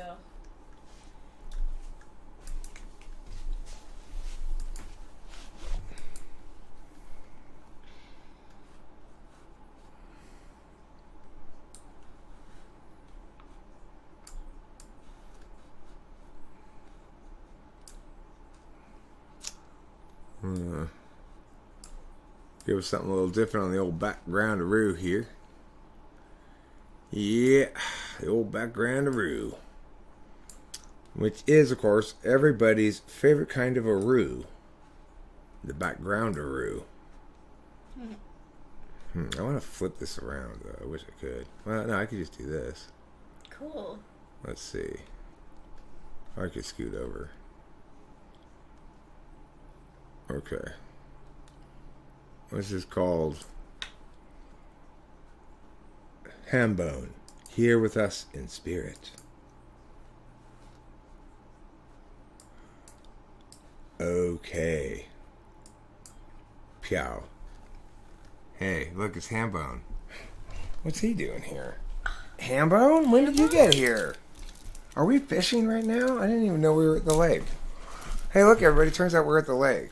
And we're fishing. Cool. I didn't even know. I wish Hambone had told me that we were going to do some lake fishing today. I would have brought my pole. I would have brought my pole, bro. I would have brought it. I would have brought my pole. Stop fondling my pole. That's not Western Washington. That's Central Washington. Duh. Okay, West Central Washington. That's Hambone. We went to a lake together. I'm sitting on his lap. Can't you tell? I'm sitting on his lap because there wasn't any place else to sit. That's why. That's the only reason why. Thanks, Nate Wheatshelf. Yeah. You're the best. Are NFPs really better off dating other NFs and steering clear of sensors altogether? Okay, well, socionics would tell you that for an ENFP, their proper match is an ISTJ, and that for an INFP, their proper match is an ESTJ. I actually think that it's probably the best match for an ENFP is instead an INTJ, and the best match for an INFP might be an ENTJ. Yeah. But let's address the ENFP INTJ issue first. Here's the deal: the ENFP has countervalued FE, and the ISTJ or INTJ has polar FE. This is an important thing in a relationship. So Rachel's got polar TI. Fortunately, I countervalue it. I've got polar FI. Fortunately, she countervalues it. That helps us both feel safe in our weak spots. Okay? Now, so I think that's a good thing. Which means that for ENFP, you should get with either INTJ or ISTJ. The reason I think INTJ for ENFP is because introverted intuition is a metaphysical function like extroverted intuition. And in my opinion, for the perceiving types, you have to do that to get the same physicality, metaphysicality. For the judging types, it's always the same in the duals. So, for example, for ESFP, they're judging. No, they're perceiving type 2. For ESFJ, they have FE as a dominant function. That's a metaphysical function. Their dual is INTP. They have TI as a dominant function. That's a metaphysical function. So that intuitive sensor pairing works because they both have the same aspect for the dominant function. But if you apply that logic to ENFP and you do ISTJ, what you discover is the dominant function of the ENFP is metaphysical, NE, whereas the dominant function of the ISTJ is physical, SI. And in my opinion, that ultimately causes the relationship to break down. So, in my opinion, basically, socionics got duality right for the judgers, and they got it wrong for the perceivers, for the reason I say. And for the perceivers, you need to have the N or the S be the same. So, if you are an ENFP, then the answer is yes, you should stay away from sensors and just be with types that also are N. However, if you are an INFP, the answer is no, you're safe with sensors as long as they have a physical function first. How's that for an answer? Is that $5 worth of answer? Thank you for your super chat. I rarely get an opportunity to to people rarely make me produce value like that. So when somebody does, I want to make sure I give them $5 worth of answer.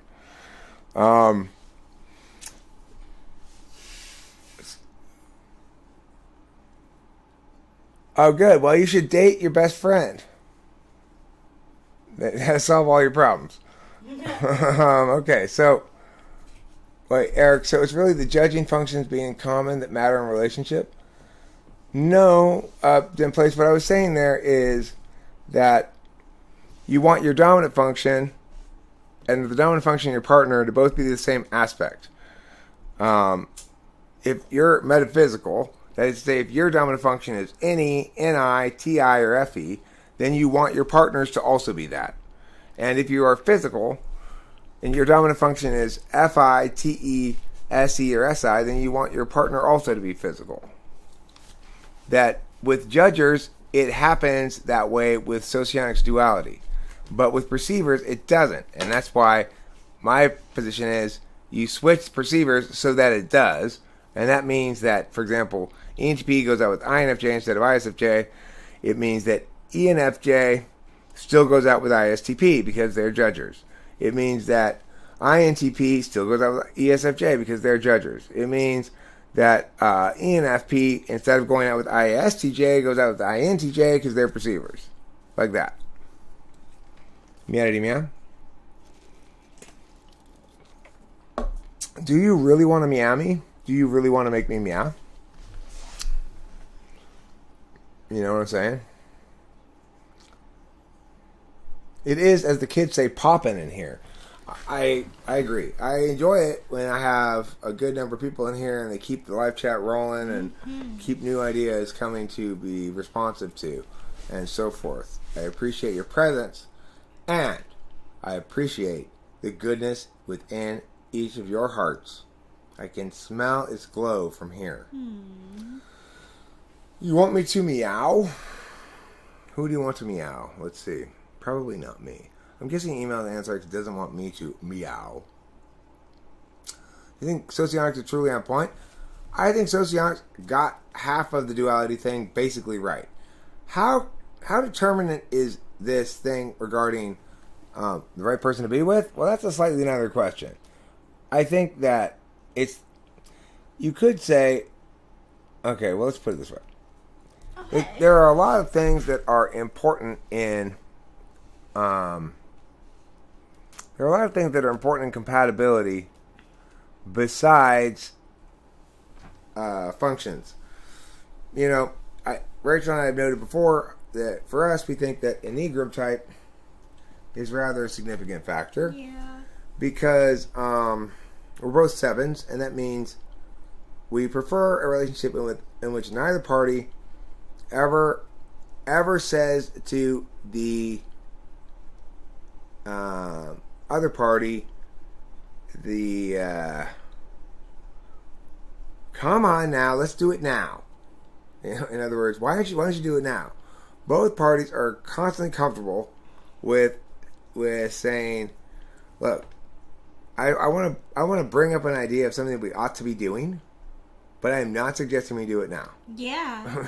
Which is the 7 way. All right. It's so nice. I stole meow from you, Curious Kyra. I mean, you know, I don't think so, but how about mew? What about Piao and Pew? Did I steal those as well? Hambone looks like y'all's dad.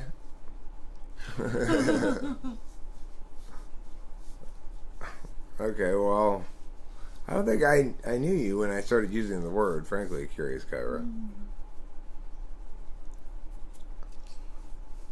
Tell me about ESTPs and ISFJs. I believe ESTPs and ISFJs ultimately will be well suited together because ISFJs,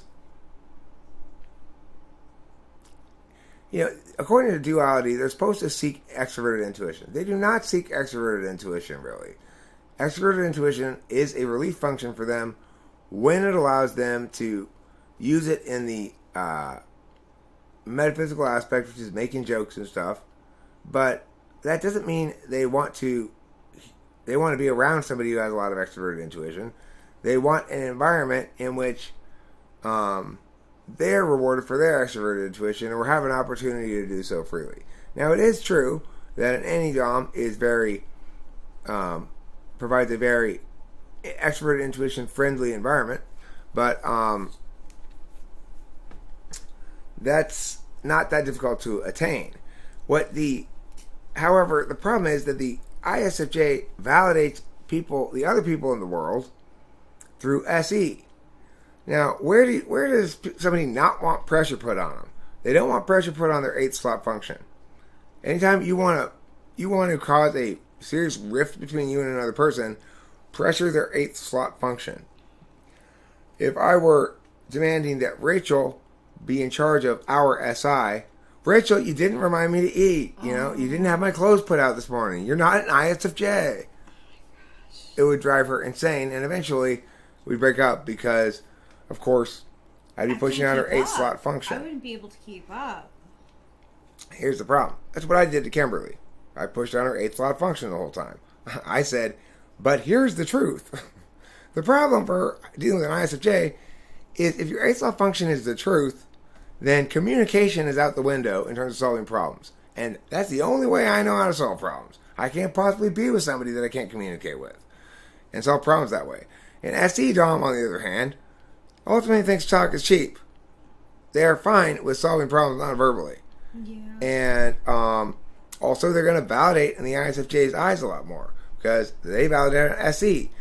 I validate NI. That means I validate her. As the external world has to validate on NI for me. She does.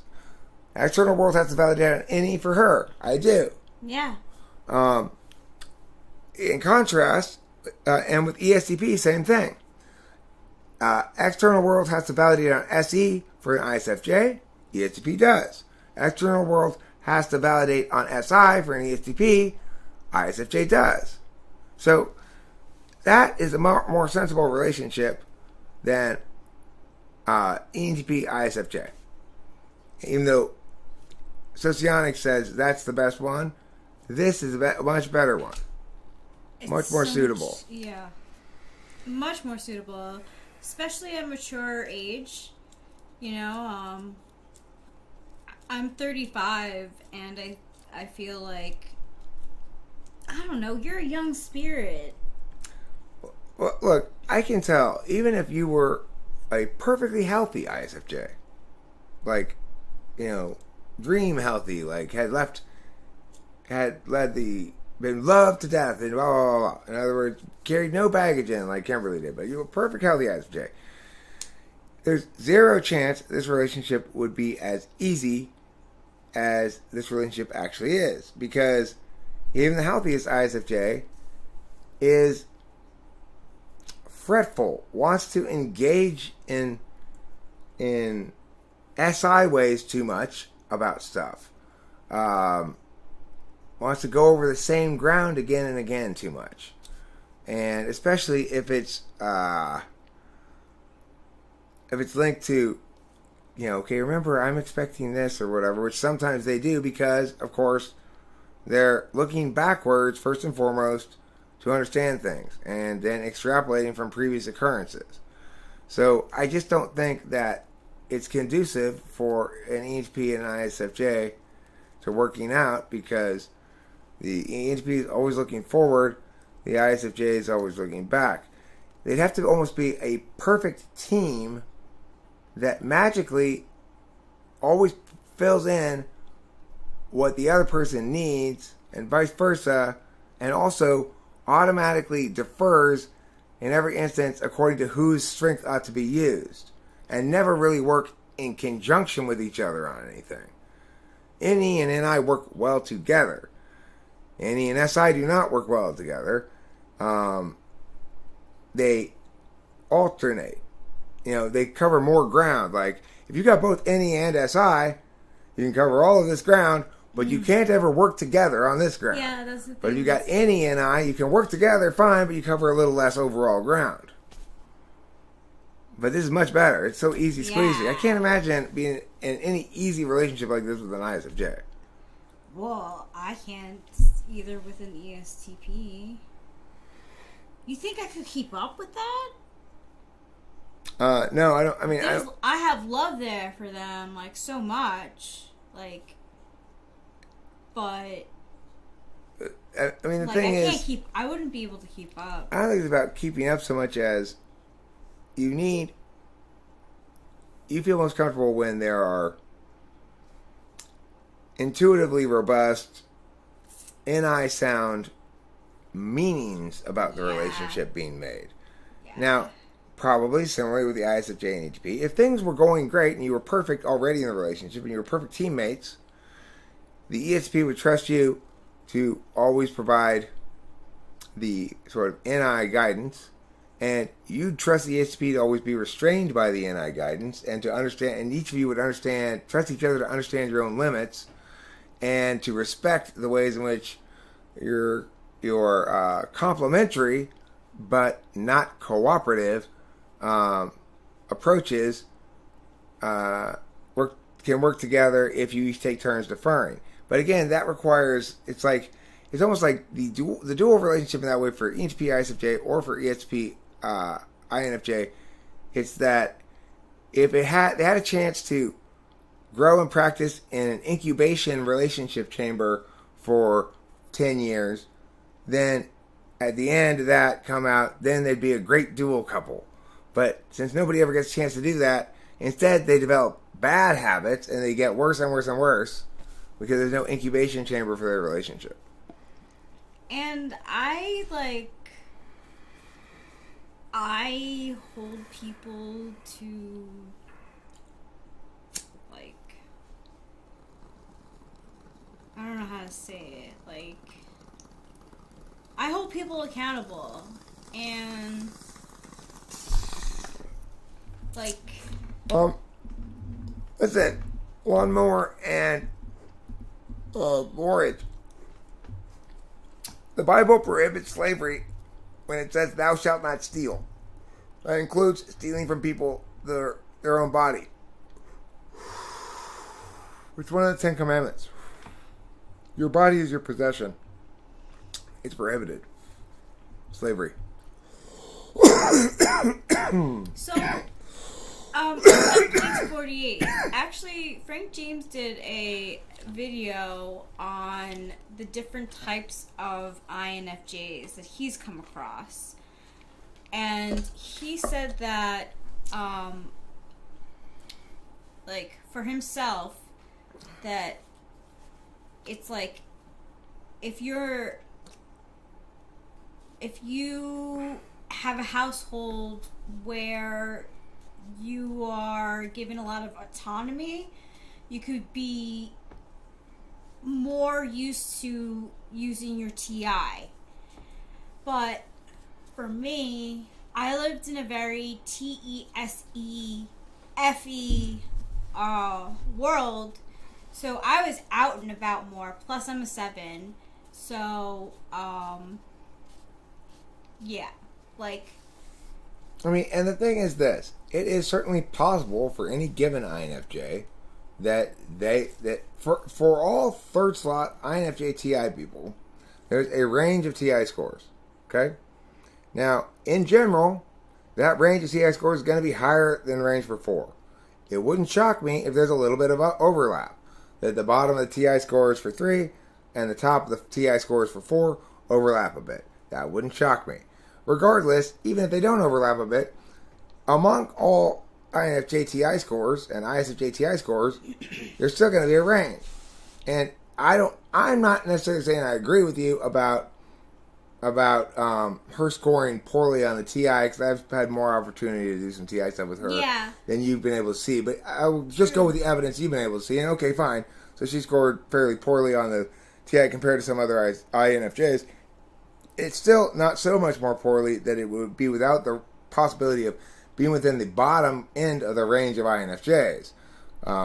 So I agree with you that it would be a concern if the TI data were consistently 4th slot seeming, I would argue that it's not, even if it were consistently as what you saw, that wouldn't be as dramatically fourth slot enough to justify saying it couldn't possibly be the bottom of the third slot range. So that's what I'm saying about that. It was the best typing that I had that made sense, like, to me at the time, you know? Like, I was taking these tests, getting ENFP, then ENTP, so I was getting frustrated, you know? I was like, okay, like why are my, you know, types changing? Like, this just doesn't resonate with me. The other thing is, third slot plays out more just than as a skill, although that should ideally be the best way to type TI is with a skills test. It also plays out in terms of where in the value matrix things show up. So one thing I can tell you for sure is that TI is definitely an absolute value for Rachel. She, it's much more, fairness is very important to her, as is accuracy, or not telling lies. In other words, not willfully creating inconsistencies, which is kind of a TI concern, really more than an NI concern. It definitely is a TI concern. But, yeah, fairness is an absolute value that's more important to her than it is to me, for sure. Whereas social stuff, like her looking out for my image, I guess, my ego, actively protecting and being an advocate in favor of things that make me look good versus bad, you know, that's really important to me. It doesn't really matter very much to her. Fairness is much more important to her. She's accustomed to using the former, but absolutely values the latter, and vice versa for me.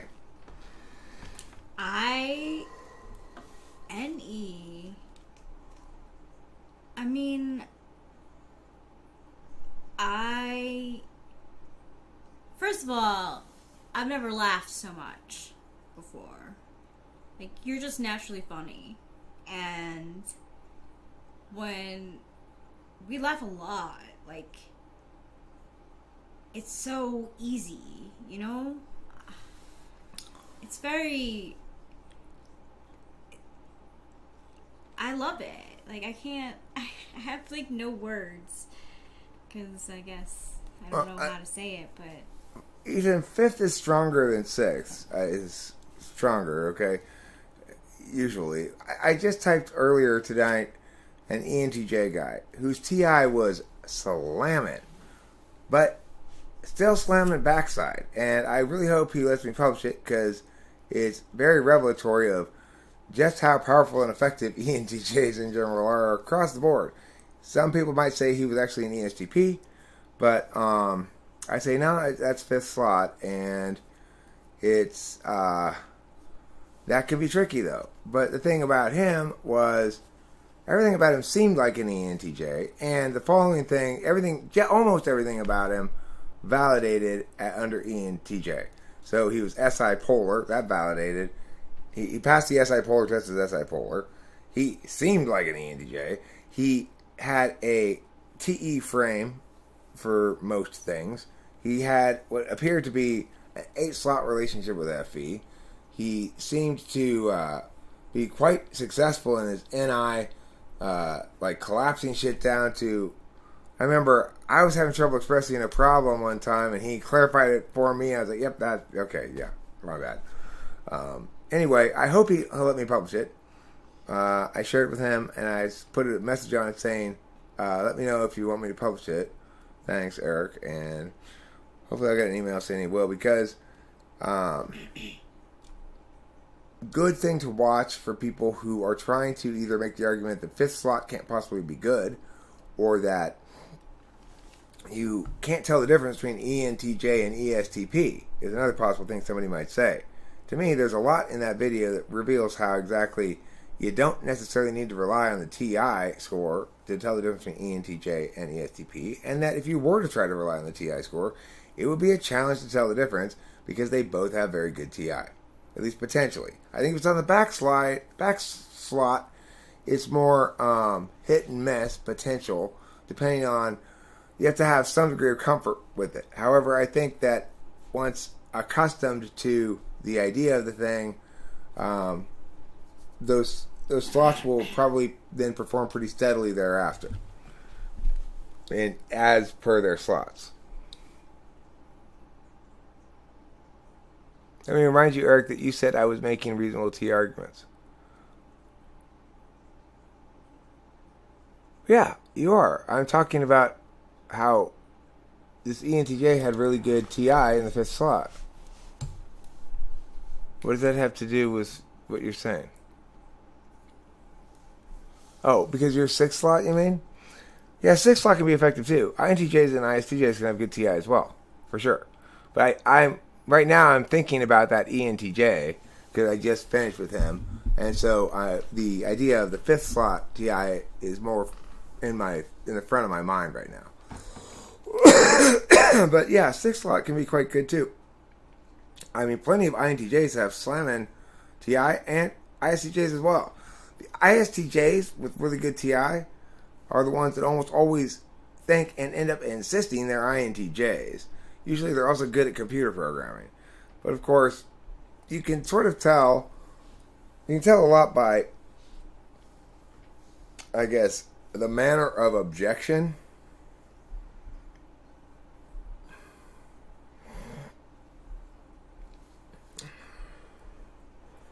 I was so nervous during that typing. I was so nervous because I had watched I would watch a channel. I would watch the typing. I'm like, oh my gosh, these TI questions sound like trick questions. And I can understand how Eric and other people who watched that video would be like, oh, her TI is really weak. But like, I did it, and I didn't do it with any help from Eric. Like, it was all me. It just took me a little while because, to be totally honest with you, like, I had just come home from like a really long day at work, and I was exhausted, but like, I really, like, the slot was open, and I jumped on the opportunity to get typed, and it was great. And Eric's typing of me was the closest match to what I had ever gotten before that. So I left the typing feeling good.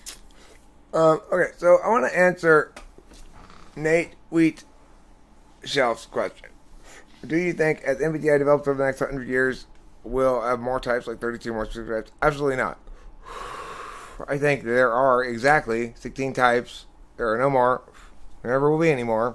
And the reason for it is they represent all the possible strategies that a functioning agent in the world can employ to approach upholding the prime directive. The prime directive is close the distance between map and territory. In other words, have your abstract understanding of the world and life deviate as little as possible from your experience. And people take different strategies to managing that. So, for example, an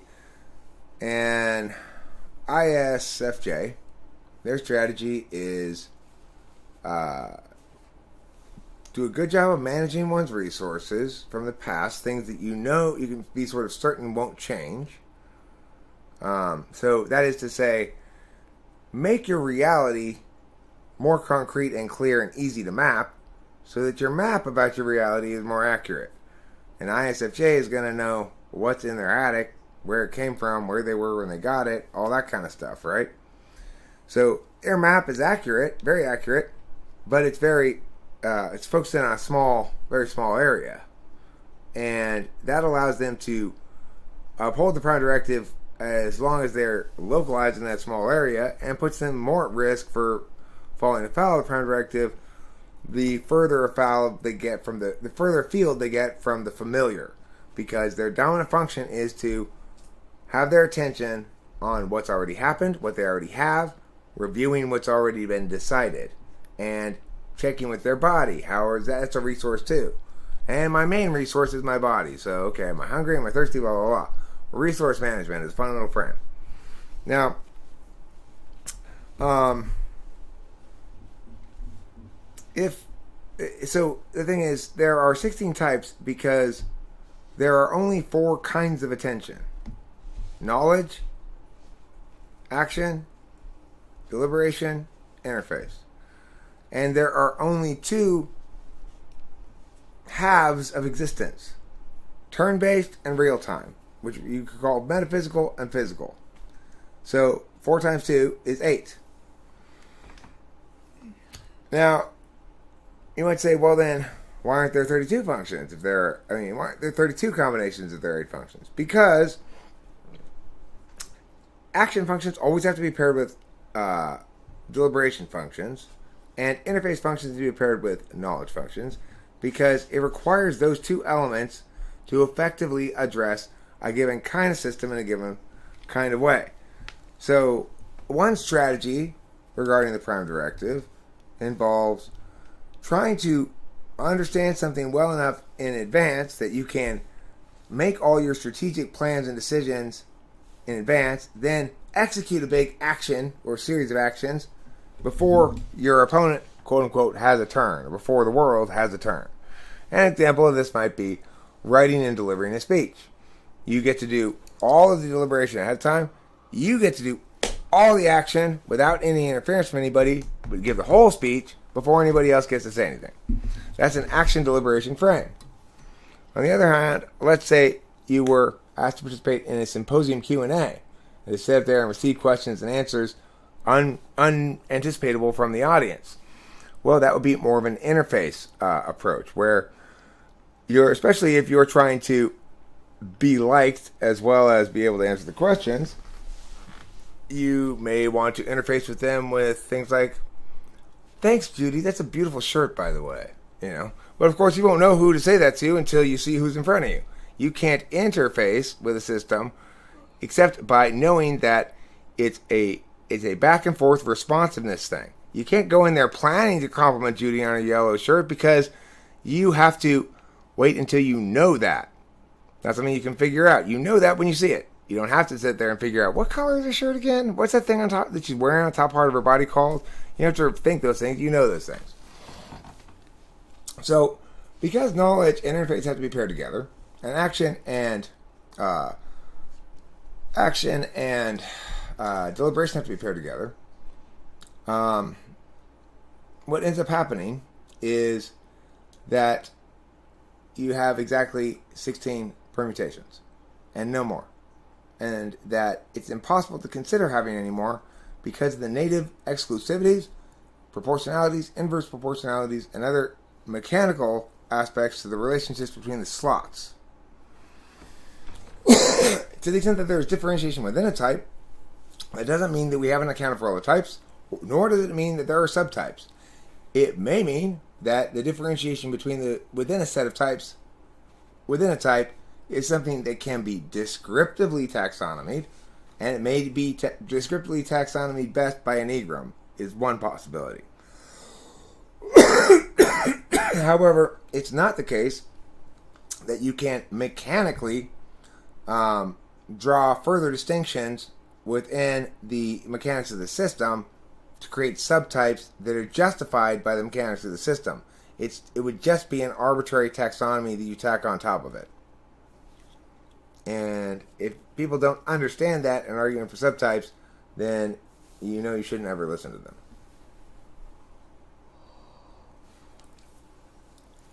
I'm gonna head to bed. I love you. You are delightful glory and a present, a gift from the angels. The flying babies dropped you off one day with a cup of red wine poured on your head. That's so romantic. Oh my gosh. That's what the flying babies do, Oh, I like those flying babies. They're pretty cool. All right, sweetheart. I love you. Good night. I love you. Good night. night, Zaylen Black. Good night, everyone. Enjoy. Yeah, I do think that it's perfectly reasonable to say I'm an ENTP type 7, or even to say I'm an ENTP type 784. I think those things each say different things about me, and that to the extent that you understand what those things mean in the same way that I do, then they're quite revelatory about who I am and what you can expect from me. The difference is, I don't think that Enneagram meaningfully explains why or answers any why questions. Well, why is it this way? Why can't I be a 2, 3, 4, for example? It's not meaningfully explained by Enneagram, but except to say, well, you have to have one of each of the three things. Or why does type 1 integrate to Mia?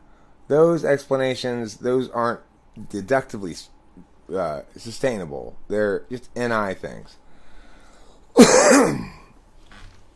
They're not any fundamental. They're not a sound foundation from a TI perspective to Enneagram. But that doesn't mean that Enneagram's not a very effective or even sometimes more powerful way to taxonomy human strategies. And the thing is, there are a finite number, and it is very plausible to taxonomy human strategies, right? A lot of people think about cognitive functions, whether they want to say it's not sciencey or whatever. Well, you can say to them, well, what if I was just to tell you, instead of about personality types, I would talk to you about your habitual strategies, attentional strategies. You have a set of habitual attentional strategies that make you much more predictable than you probably think you are.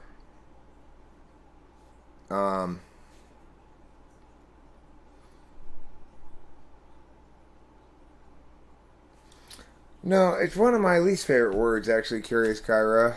I got basically two words that I can use to talk about it, and usually the one I choose other than ontology is identity, and usually that means using it at least slightly wrong.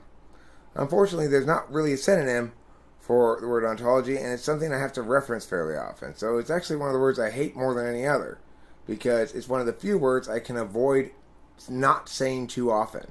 Almost every other word, and because I'm aware constantly of what words I say when and how often in a general sense. I'm generally keeping track of and trying to prevent myself from saying one word too often. I'm not perfect, but a lot of times when I mess up, I recognize it and feel kind of cringy. Oh, I said, like the other day, I said, there was one word I said too much at the end that I don't normally ever say at all, and I rediscovered it, and I guess I got fond with it at the end of the thing. What word was it? Robust, I think. I don't know. Something like that. So, yeah, I'm hyper aware of it. Unfortunately, there simply isn't a good synonym for ontology, and it's something I do need to reference a lot when I'm talking about psychological stuff. Because, you see, there's identity, which is technically, as I understand it, your whole self as understood by other people. And then ontology is more your whole self as understood by you, and it includes your identity. Additionally, ontology could be used to mean the study of issues of identity in general, in which case I use it less to mean that because in that case I'm more likely to use ontological, which is to say it's an ontological matter. Psychology is concerned with ontological matters, for example.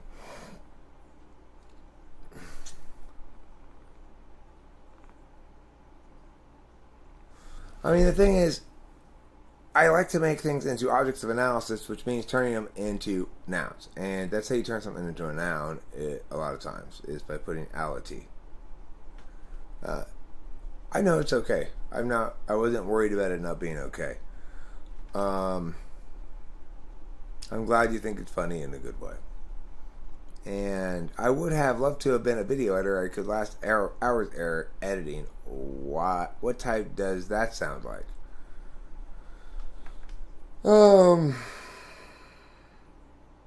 Depends why you like editing. and what you like editing. If it doesn't really matter to you, and you just like the sort of ordinality and process completion aspects of it, then I would guess TE. But if you like making beautiful things or something, then I guess it would be NI.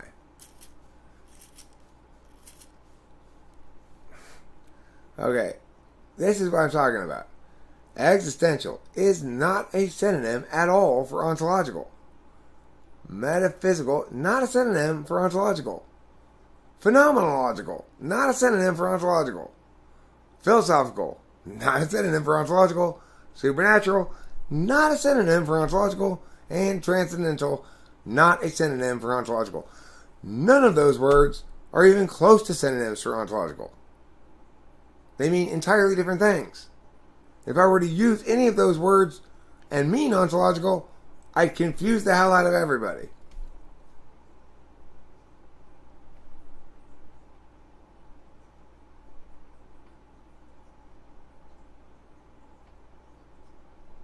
Existential refers to matters of existence, which is to say, instantiation necessitates existentiality. In other words, there can't be an instance of something without creating the status existent for a class of things. Totally different meaning. Not even close to a synonym. Metaphysical, doesn't mean ontological. Metaphysical refers to the logic of the abstract realm of, say, philosophy and stuff. In other words, turn-based reality rather than real-time. Phenomenological is a frame of viewing things as expressions of causality, basically. Saying that this phenomenon occurs because of meow, and that phenomenon occurs because of meow. Philosophical says something related to any of the following things.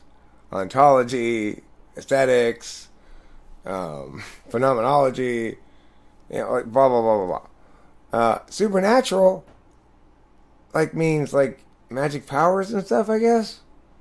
Stuff that is neither scientific nor philosophical, but rather an appeal to grander mythologies, grander, more magical mythologies in human existence.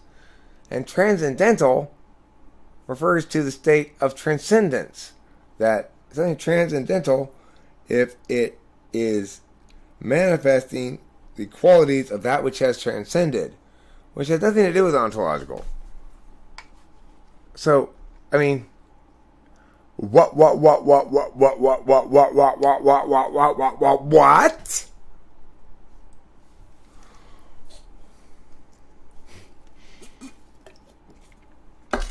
I agree with you, Skygear. No. Dude. It's not just vegan. This stuff's not just natural. It's supernatural. You know what I'm saying? Do you feel my shock and alarm at the failure of the Thorath? Thorath. So you were saying superstitious should mean something that is extremely stitious? Yes, absolutely. And supermarket should mean something that's extremely market. Superintendent should mean somebody who is superintending to do something.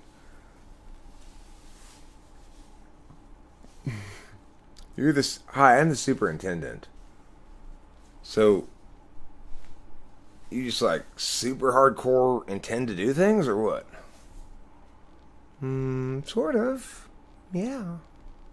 It's me. How about corange? It's like orange but with a K in front of it. That rhymes with orange. Or how about orange but spelled Orenge? That rhymes with orange. How about Florida Nightingale? That rhymes with orange. I mean Florence Nightingale.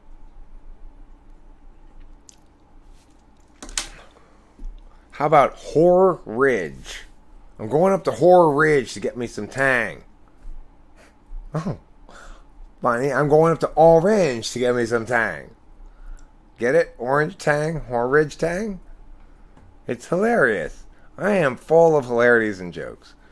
When you first walked out of your house today, you didn't know you would be floored by the hilarious jokes of one host, Eric. But today you heard about Horror Ridge, and you thought, now that's real hilarity.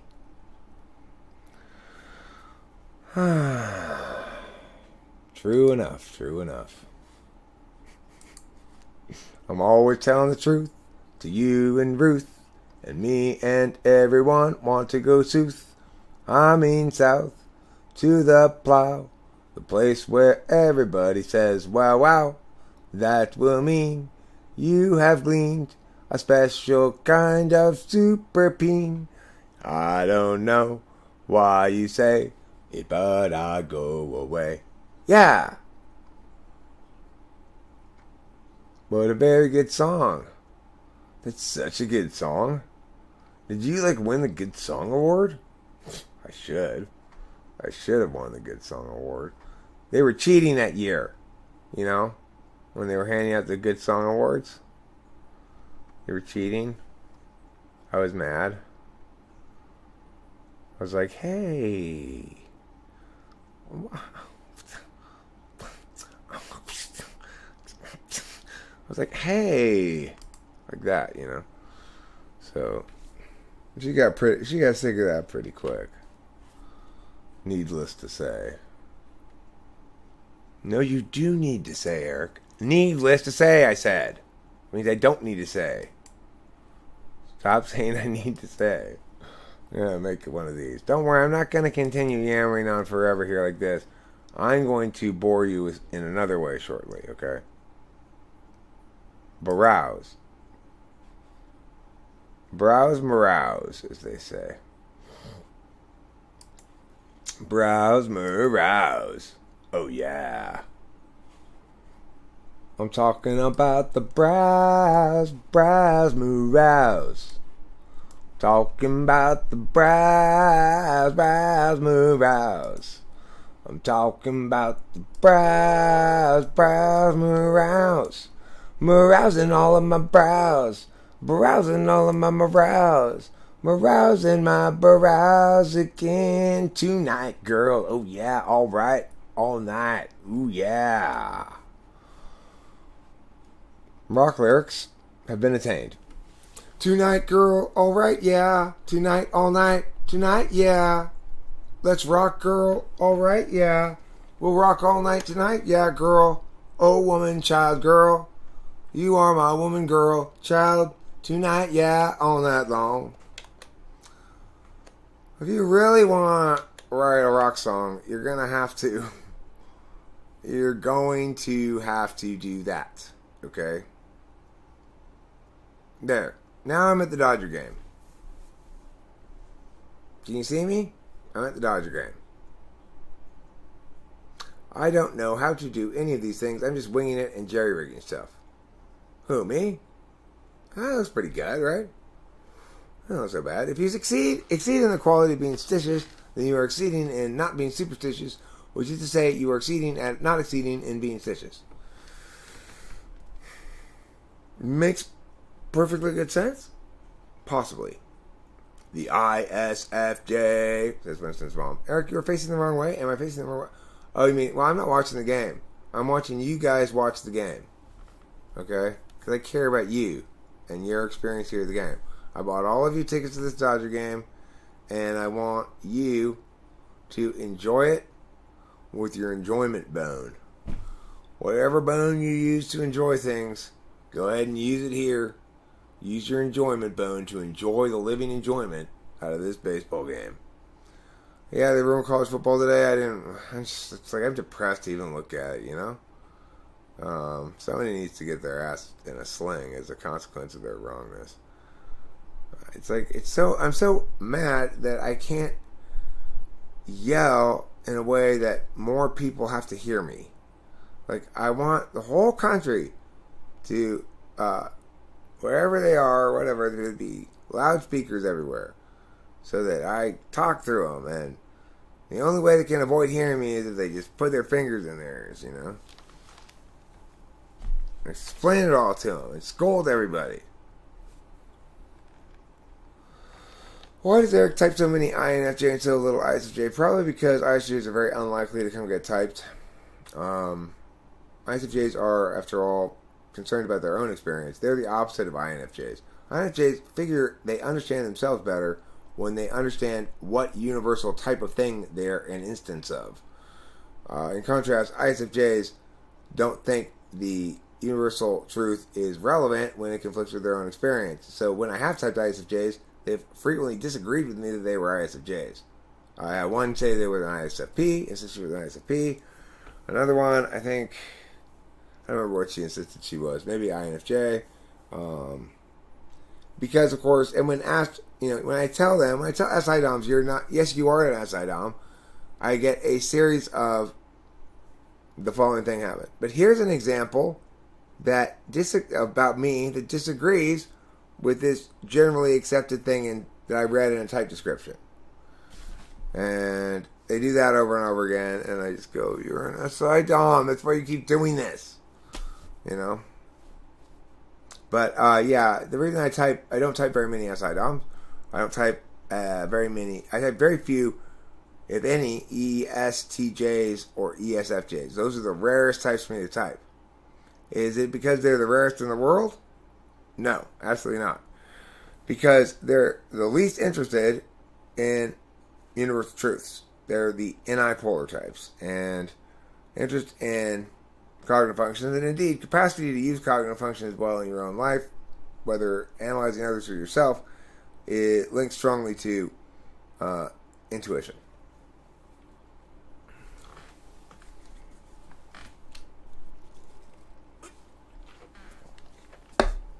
Exactly, Gunnar Erickson. SIDOMs love to do that. I'm not an SIDOM. Here's a pile of SI to show you why. And I'll call it TI because I'm pointing out that my example contradicts the rule. That's not TI. That's SI. Do you think Tom Jickelson's INFJ? I don't know. I don't remember really who he is. The name sounds familiar, but that's about it. I have nothing more than the name sounds familiar about him. You equally despise all types, Sky Gear? I hope you mean you despise them zero because you love them so much. I love everyone so much. Hi guys, today I'm doing my video called A Love Letter to the ISFP Personality Type. Okay, so here's 5 things I really love about the ISFP. Number 1, they're so real. ISFPs, you guys are so real. And blah, blah, blah, blah, blah, blah. And then 4 more of that bullshit, right? And watch that thing get 1 million fucking views. Fuck the world. I could do that. I could do that stupid shit. And it would probably do great. And I would not be able to look at myself in the mirror the next day. I'd have to take a shower. I still wouldn't feel clean.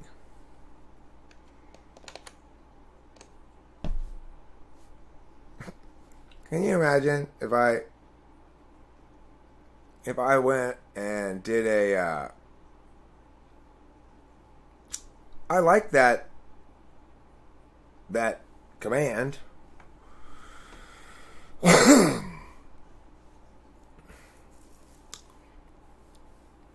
What do ENTPs like me see on mushrooms?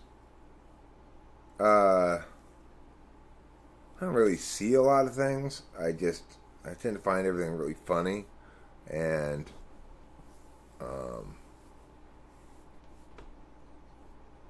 I do stuff on mushrooms. Last time I did a bunch of mushrooms, I was working on music, being pretty effective about it, actually. Kind of like tripping balls, but also kind of sprung on Adderall. And I kind of didn't notice it almost. I kept forgetting about it and getting into my work. And like my friend Nick was also had a bunch of mushrooms, and he was like, no, it wasn't Nick, it was Spacey. He was tripping balls, and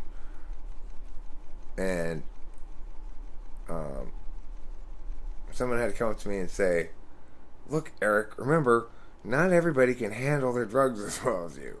Cut them some slack. I was like, oh, right, we're on drugs. Yeah, alright, fine. I guess I didn't need to yell at him. The thing is, I can only handle certain kind of drugs well. There's plenty of drugs that I can't handle well. Some I can't handle at all.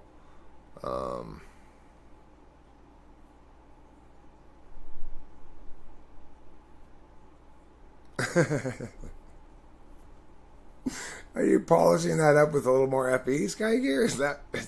Is your more FE attempts? It's pretty good with these words there, like that on the side. I could change the words too. Let's see. Sky Gear, so basically cloud cringe ASF. Cloud's not only and always cringe. Haha, that's rad. I just kind of stare at a wall in ego death. When blimps get close, lower, they look to start in really big things, scare me a lot of the time. Like the big windmills in California. Is that what they're calling much long these days? The big windmill?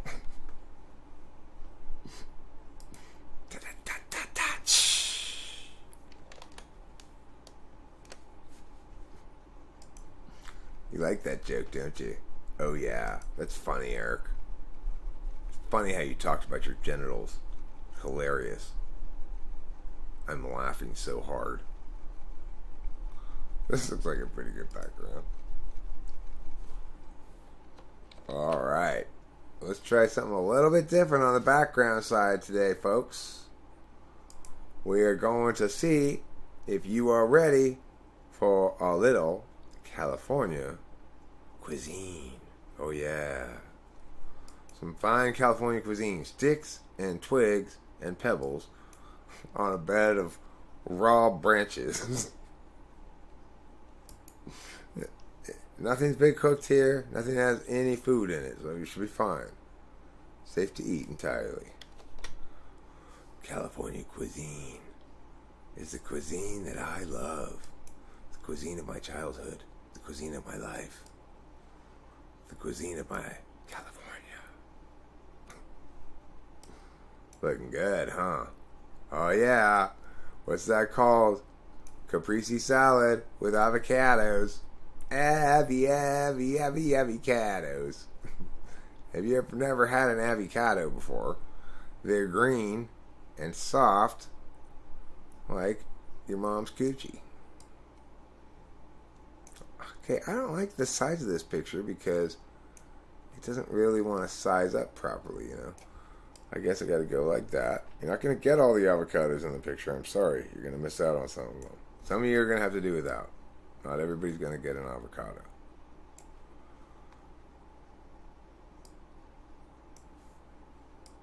No, Winston's mom's getting one. She deserves an avocado. So she should go first. Somebody else is going to have to sacrifice here. She sent me a divining board. Isn't that better? Don't you feel more like you're at dinner now? This green screen's fun. There. So much better. You know? It's like, be still, my little heart, because I've been waiting for a delicious salad like this for God knows how long.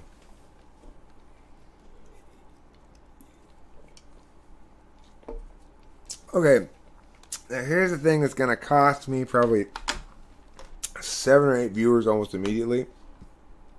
I'm going to play a couple songs on the guitar. Thank you for your indulgence. I offer that thanks in the absence of your permission, since I did not ask it, in substitute, instead, I guess. That's the cool thing, is instead means in substitute. It used to be used, will you accept mia in the stead of mia? Like that, you know? Mia in the stead of mia. I'm rocking in a state of reality, far away from reality. Okay, here we are. We are having salad and playing the guitar.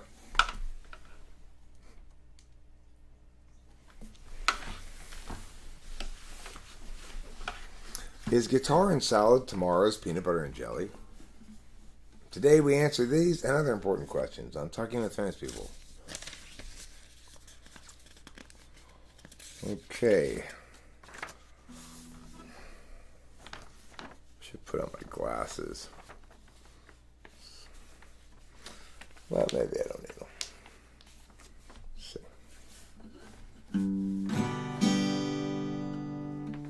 Well, Sammy has a story that need be told. This is a song for an open road, and such a thing must always do its job.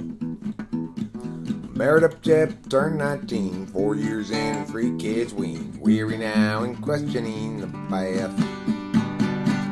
Agency, face its discretion, locking in our courses. Way too young.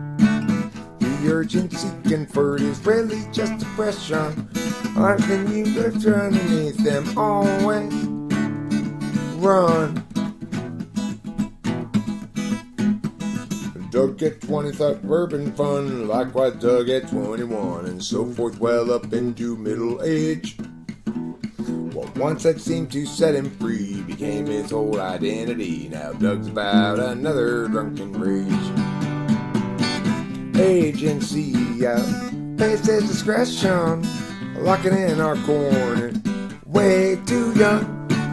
The urgency conferred is really just depression. Under new incentives, but they haven't got a thing that's fun. Everybody's mad about the kids. Lock 'em up with extra dexedrine. Mathematics to ensure success, or impose more unjust duress. Agency outpaces discretion, locked in our courses, way too young. Significance is really just depression. They'll offer you incentives, but they haven't got a thing that's fun. Without consent, it's really just depression, with parasites surviving on their wages earned by lying, while they feed their fear of dying. Yeah, they feed upon the futures of the young.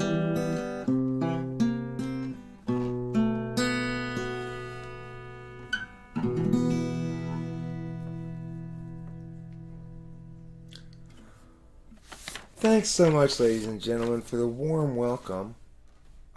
This is my first time playing here at the Salad, and I just want to say it is beautiful to be here in the great state of Indiana. Terre Haute, they call it. Never been to Terre Haute before? You have a lovely community here in Terre Haute. Well, thank you. That was an original song, yeah. No, not about that Sammy. No, I don't know that person. That's her? Yeah, the song's still not about her. But thank you for asking. This next song is called 30,000 Days. And it too is not about that Sammy.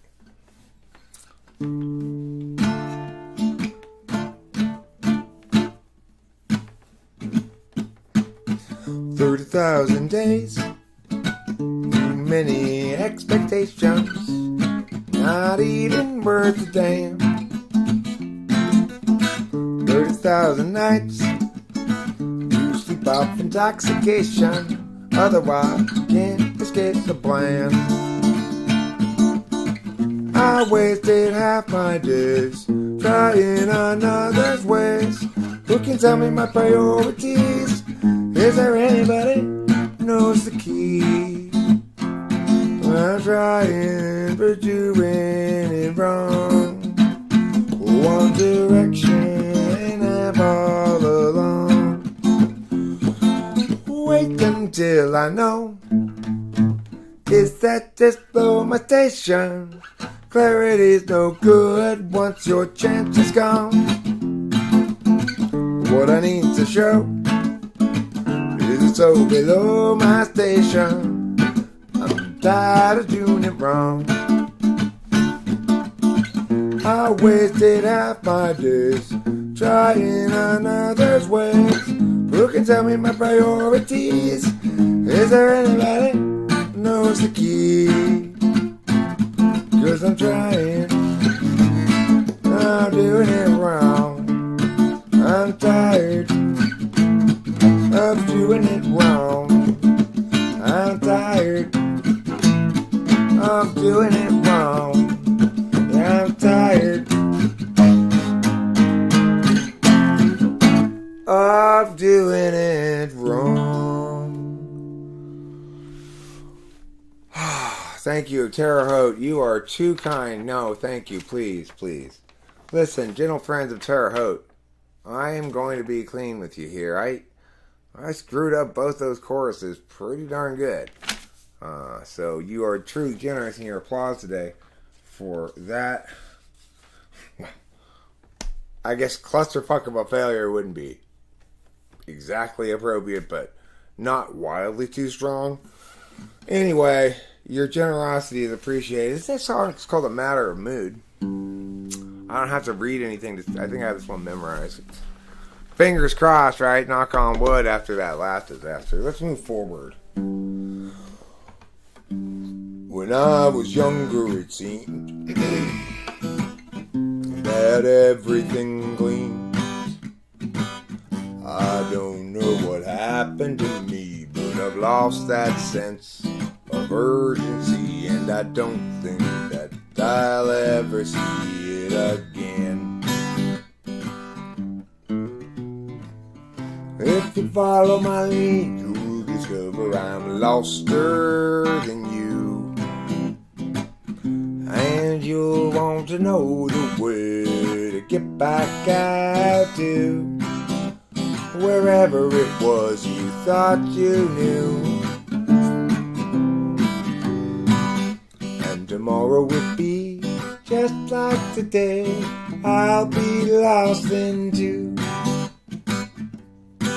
It's a matter of mood as much as a matter of will. And the things I do and the direction I point to still seem a part of me, though departedly. And I wonder if I'll ever see them again. Bum-ba-de-da, da-da-da-da-da, bum-ba-de-da-da-da-da. Bum-ba-da-da, da-da-da-da, ba-ba-da-da-da-da-da-da. Okay, well, less terrible. Thank you, Terre Haute. You are genuinely too kind. Less terrible than the last one. Not worth all that applause. I probably should just nix that thing from the set. It's a very old song. It's a little dull. A little straightforward. But, if I played it beautifully, perfectly. But, I don't blame you if after this show you want to write the theater here and complain. Eric wasn't prepared adequately. But I'm hopeful that as we proceed forward, I'll be able to impress you with improvement. And by the end, you'll forget this, let's say, at best, hit and miss beginning. Okay, let's proceed forward. Pretend this never happened.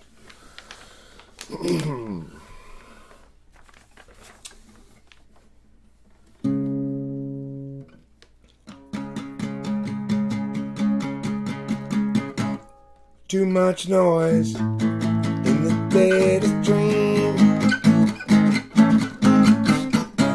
Loud enough to disrupt everybody's dreams. Frustrations mean mistakes are made. Still it seems everybody's just throwing shade. I won't be just another casualty of other people's well-intentioned rules. I used to think that some tomorrow there'd be time for yesterday. Not the sort of thing that one can borrow. No one willing still to lend a day. Your uncertainties implicit, just like an unexpected visit from a bunch of men all dressed in blue suits. I won't be just another casualty of other people's well-intentioned rules. I used to think that some tomorrow there'd be time for yesterday. Well, you know, at this point you're probably thinking, hey Eric, I'm having some doubts about whether I should have bought this ticket to Terre Haute's first and only showing of Host Eric Live. I'm going to promise you something. It's going to get better. And by the end of this, you're going to understand that this was all just a setup to get you to really get the full juice out of the glory of the good part, okay? This next song is called Gerald. And let me tell you, unlike some of these previous songs, it's well practiced, ready to go. It's been to your mom's house, and when you came home, she was in an unusually good mood. Okay? Put it that way. It's called Gerald Has a Thought.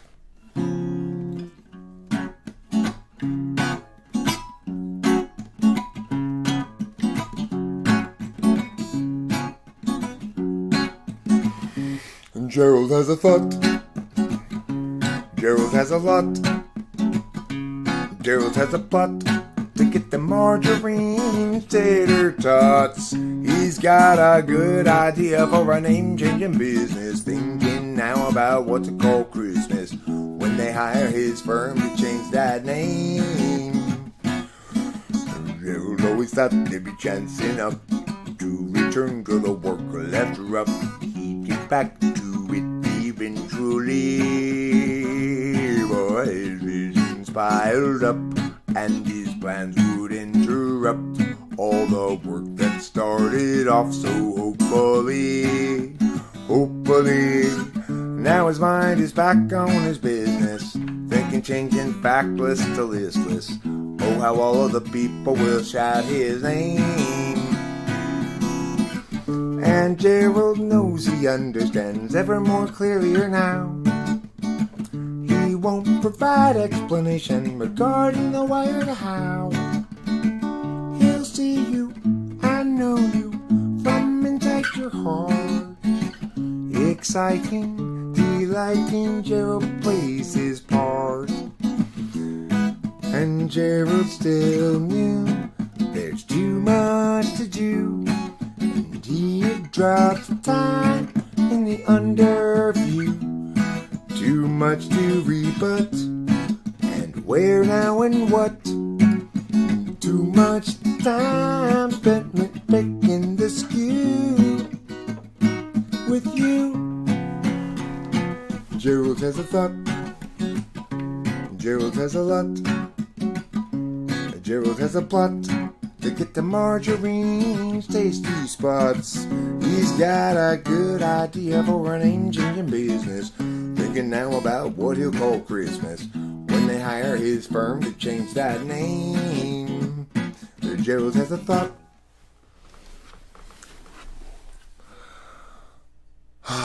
Thanks, Terre Haute. I appreciate it. I feel like I earned that applause. Unlike some of the previous bits, which were mercy applauses, I earned that one. I played that song well. I didn't screw it up. I didn't screw everything up again, like you always say I do. Got it right. Real right. Now I just see if I can find that other song that Rachel had a copy of, so I've misplaced. There it is. I see it. I'll be right back.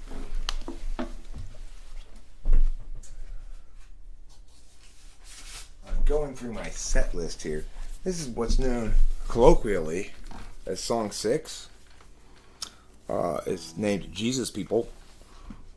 In parentheses, not about Jesus. Okay? That's the name of the song. I've decided to rename it. After somebody objected that it was a Jesus song, or about Jesus, and I had to say, no, it's not about Jesus. It's just called Jesus People. Jesus People song, maybe. I don't know. Song of the Jesus People. Maybe I should put this in a better place. Here we go. Song 6 is called Jesus People, not about Jesus.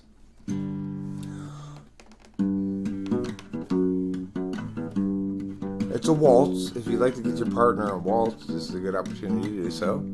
Just clears for space in the middle of the floor. You waltz by yourself too. 1, 2, 3, 1, 2, 3, 1, 2, 3, 1, 2, 3, 1, like that, okay? So waltz your little hearts out. It's very romantic. Could lead to an evening of passion. Let's find out. If Jesus was people but absent of sin, he must then have struggled with regular men and women, of course, when they too were present. Disciples all warily eyeing the lesson. People were Jesus, they'd know as they think, and everyone's work would be true. And feelings once spoken would sit where they sink, and we'd all know just what to do. But people aren't Jesus once they're portrayed. The easy believing forever is lost. Maybe naivete is not to be saved, but the wise pay a terrible cost. Does virtue require a rational take, or is virtue that's reasoned invariably thick? Maybe is musing itself just distract from the flow, or is care better served by deliberate and slow? People aren't Jesus once they're betrayed. Easy believing forever is lost. Maybe naivete is not to be saved, but the wise pay a terrible cost. Naivete is not to be saved, but the wise pay a terrible cost. The one you thought you knew acts like you never have met. The life you made for you too has faded to regret.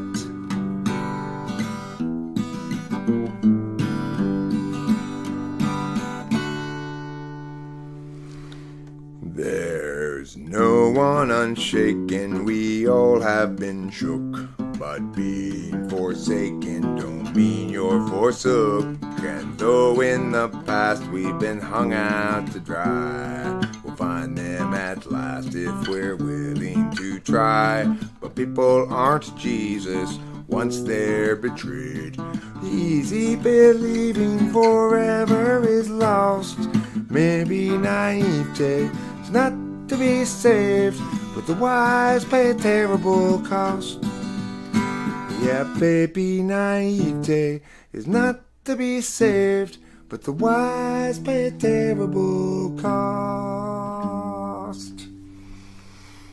hard song to sing. So I need my glasses. I have trouble reading this. I can read it barely. Excuses. I know. Listen, Terre Haute, Indiana. I'm just grateful you haven't started booing me at this point. If you want your money back at the door, I'm sure they'll give you a reason why they can't give you a refund. Maybe it's because this next song is going to be so awesome that they'd feel like they were cheating everyone if they gave you a refund. Note, I've got this set I'm playing through. It's supposed to be 15 songs, which is quite a few songs, but I'll probably skip a couple of them. I'm not going to skip this one, though.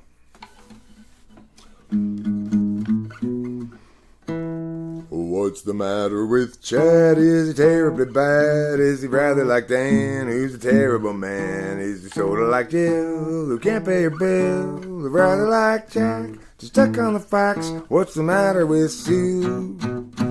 Will she know what to do if they bring attitude? Then she's showing ingenuity. She talks about you whenever we go walking. What's the matter with Bryn? Is she living in sin? Has she hanging with Jim? I see he's terribly thin. What's the deal with Frank? Stealing fish from a tank. He's colluding with Lou, and they're talking to you. What's wrong with the ladies? What's the matter with men? From the feelings of Katie to the coldness of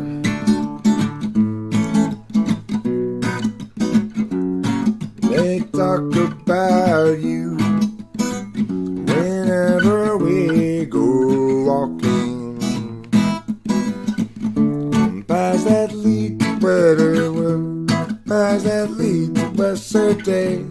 We'll fill out the overwatered past, and whoever's left that's still okay, just tie the sails to the mast. Are you angry again, or at Neville again? Don't bother with Kev, he's practically dead. Just focus on Bert, he's medium hurt. What's the quantity for Liz? Did she fail a quiz? What's the matter with Drew? Will she know what to do if they bring attitude? Will she show ingenuity?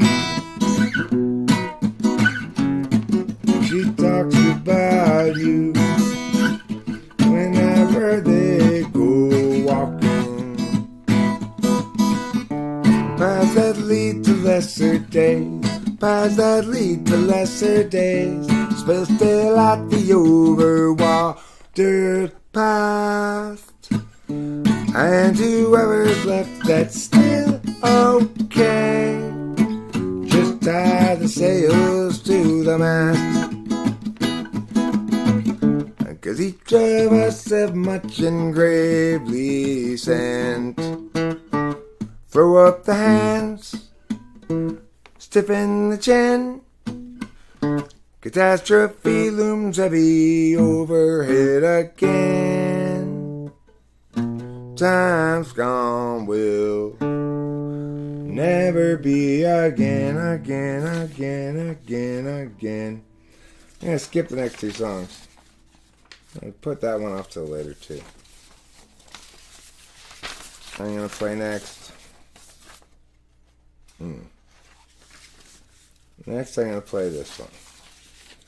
SOS, as it's called.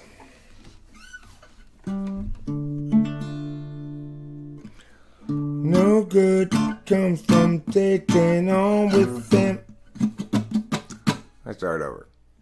No good comes from skating on with them whom you've mistaken for the one.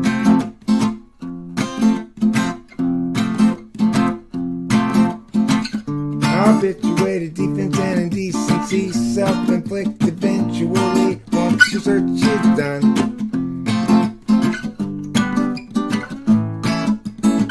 Driving in the car last night, we had a massive fight. Each insisting we were right and the other one to blame. So when you both that's done, I scream something awfully blunt. My words is wrong as they were done. On you that was in.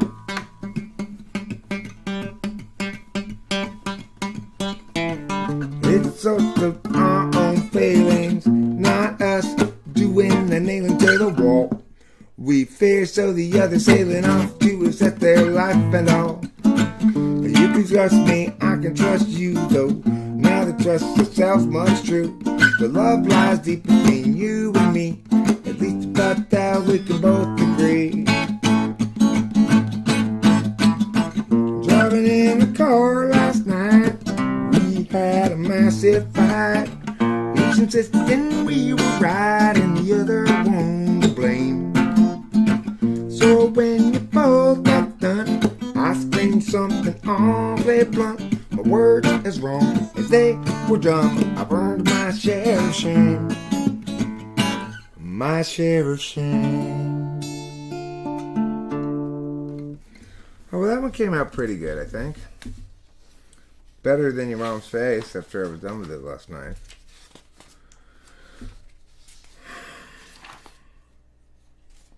Next, I'm going to play Agave Weatherman.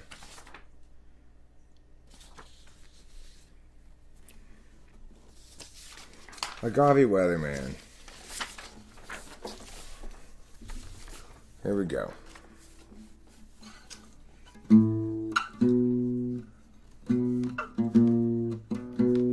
You're living on a time frame I will never know. Alienation and humanity's soul. Imagine you will his future after. Let me start this thing over. How, Eric, why are you such a terrible person? Terrible, terrible screw up of a person. Just get things right and just stop being a failure all the time. You're living on a time frame I will never know. Alienation and humanity's soul. Imagine you a future after the collapse, returning to the urgency of isolated past. Picturing community free of metaphysics, hunting buffalo while you're picking bread delicious. Knowledge of the seasons, wisdoms of old. Fires blazing in the night to keep away the cold. Hostility is kept at bay by what you think is in the way of life as children of the land, with an agave weatherman. Imagining a history that never could have been. You lecture at the college, advancement is a sin. Lamenting disconnection and every corporate act. Asserting all your feelings and ignoring all the facts. Hostility is kept at bay by what you think is in the way of life by children of the land. Up on agave weatherman. You find maternity just so banal. Wish you had been born any time but now. And your experience won't run afoul of exceptions you might allow.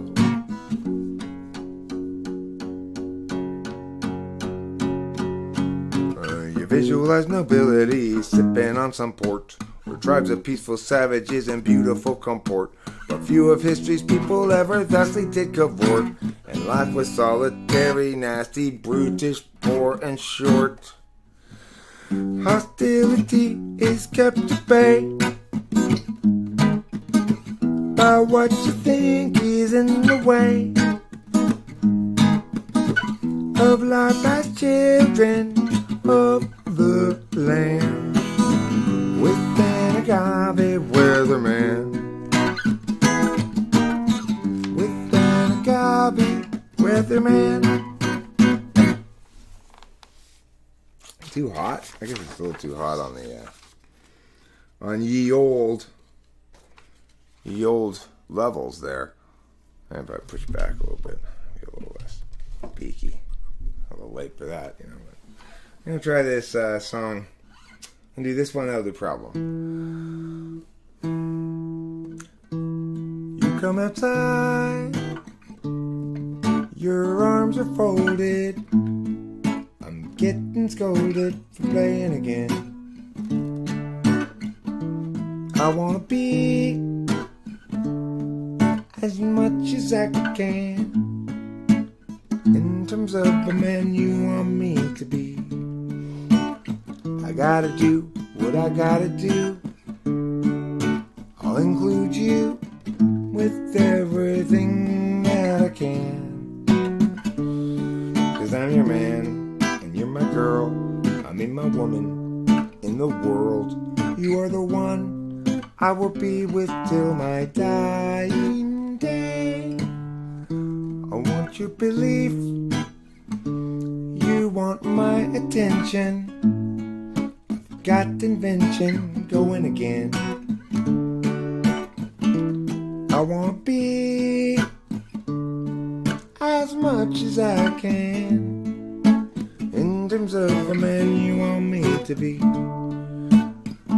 Burley, please don't be mad at me. Though I made this song, 'cause I'm your man and you're my girl. I mean my woman in the world.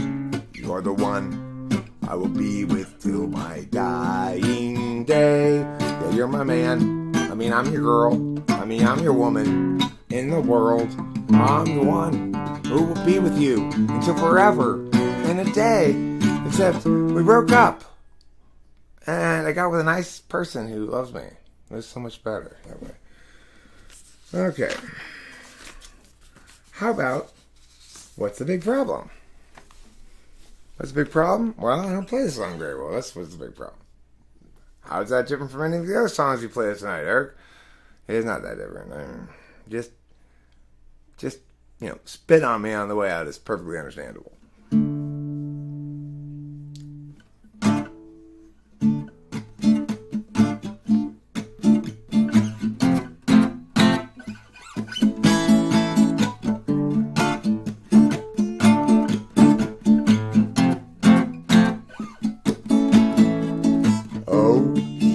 With her, and what's the big problem that you can't endure?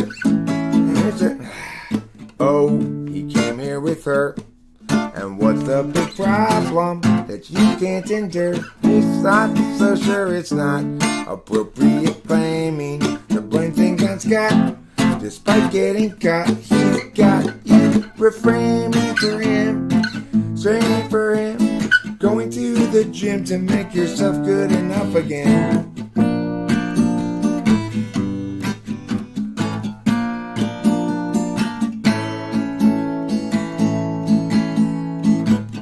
Yeah, you guys both have lots invested. That's not a reason to stay around.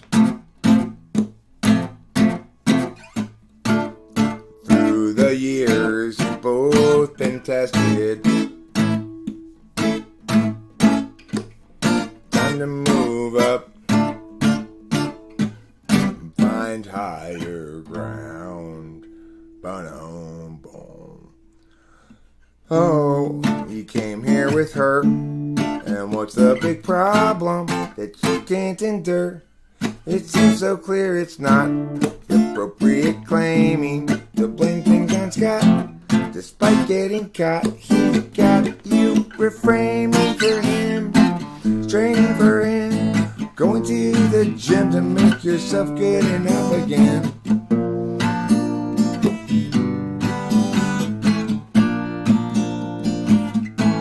Be done with him.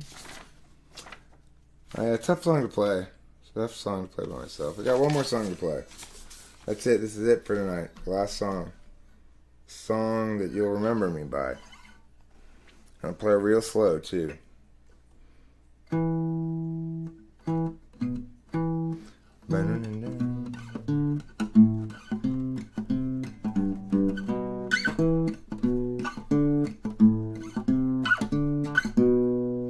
We need to know. We need to see. We we need to pen happenings down by our means to judge a logic to life we divisively unlike, and from which we'll never budge. People everywhere gather up, enemies outraged at how they miss the sign. How do they set their priorities? These foreign backstabbing entities, ensuing heartache and misery, follow necessarily from their savage ways. Insulting, cursing, and misery, we're stuck with such petty larceny. We all partition the rectories and call it destruction of the whole damn world. Judy shares now her weakness, hoping Julie will too. Jerry cares for 4 minutes. He can't just do things like they do. And Judy always thought that she should have bought two when she had the chance to buy. Judy soon forgot about shouldn't ought, although she ought recall she'll die. People everywhere gather up, enemies outraged at how they miss a sign. How do they set their priorities? These foreign backstabbing entities, ensuing heartache and misery, follow necessarily from their savage ways. Insulting, cursing, and misery, we're stuck with such petty larceny. We all partition the rectories and call it destruction of the whole damn world. Boom. That's the destruction of the whole damn world, all at once, accomplished for you, in front of your eyes, for your benefit, at the low price of $0, by me, host Eric, also known as the Salvadorian Slayer.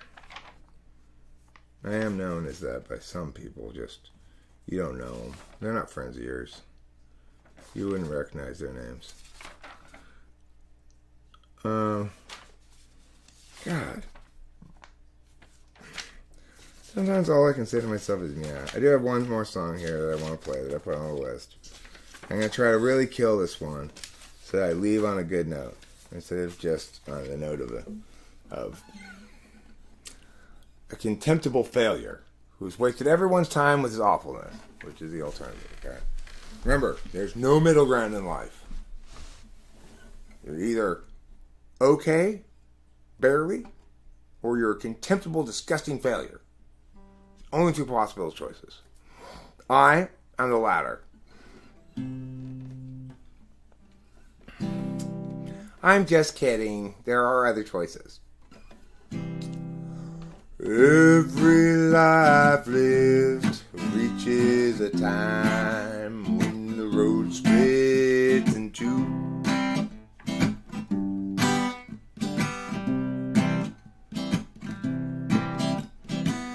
And there are times, dark times, times of despair, times when it's hard to feel good. That's when you'll look for that sack full of solvency and that satchel of helpful goods. Satchel of helpful goods. Satchel of helpful goods.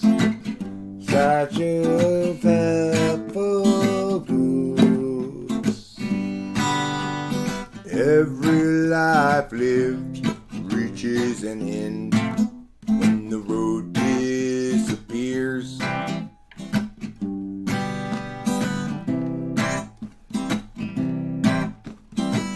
When I'm there, will there be anybody else around? Or will I travel all alone? That's when I look for the sack full of solvency and that satchel filled up with home, and that satchel of nothing but bones. Satchel of helpful goods. Satchel of helpful goods. Satchel of helpful goods. A satchel of helpful goods. Satchel of helpful goods. Satchel of helpful goods.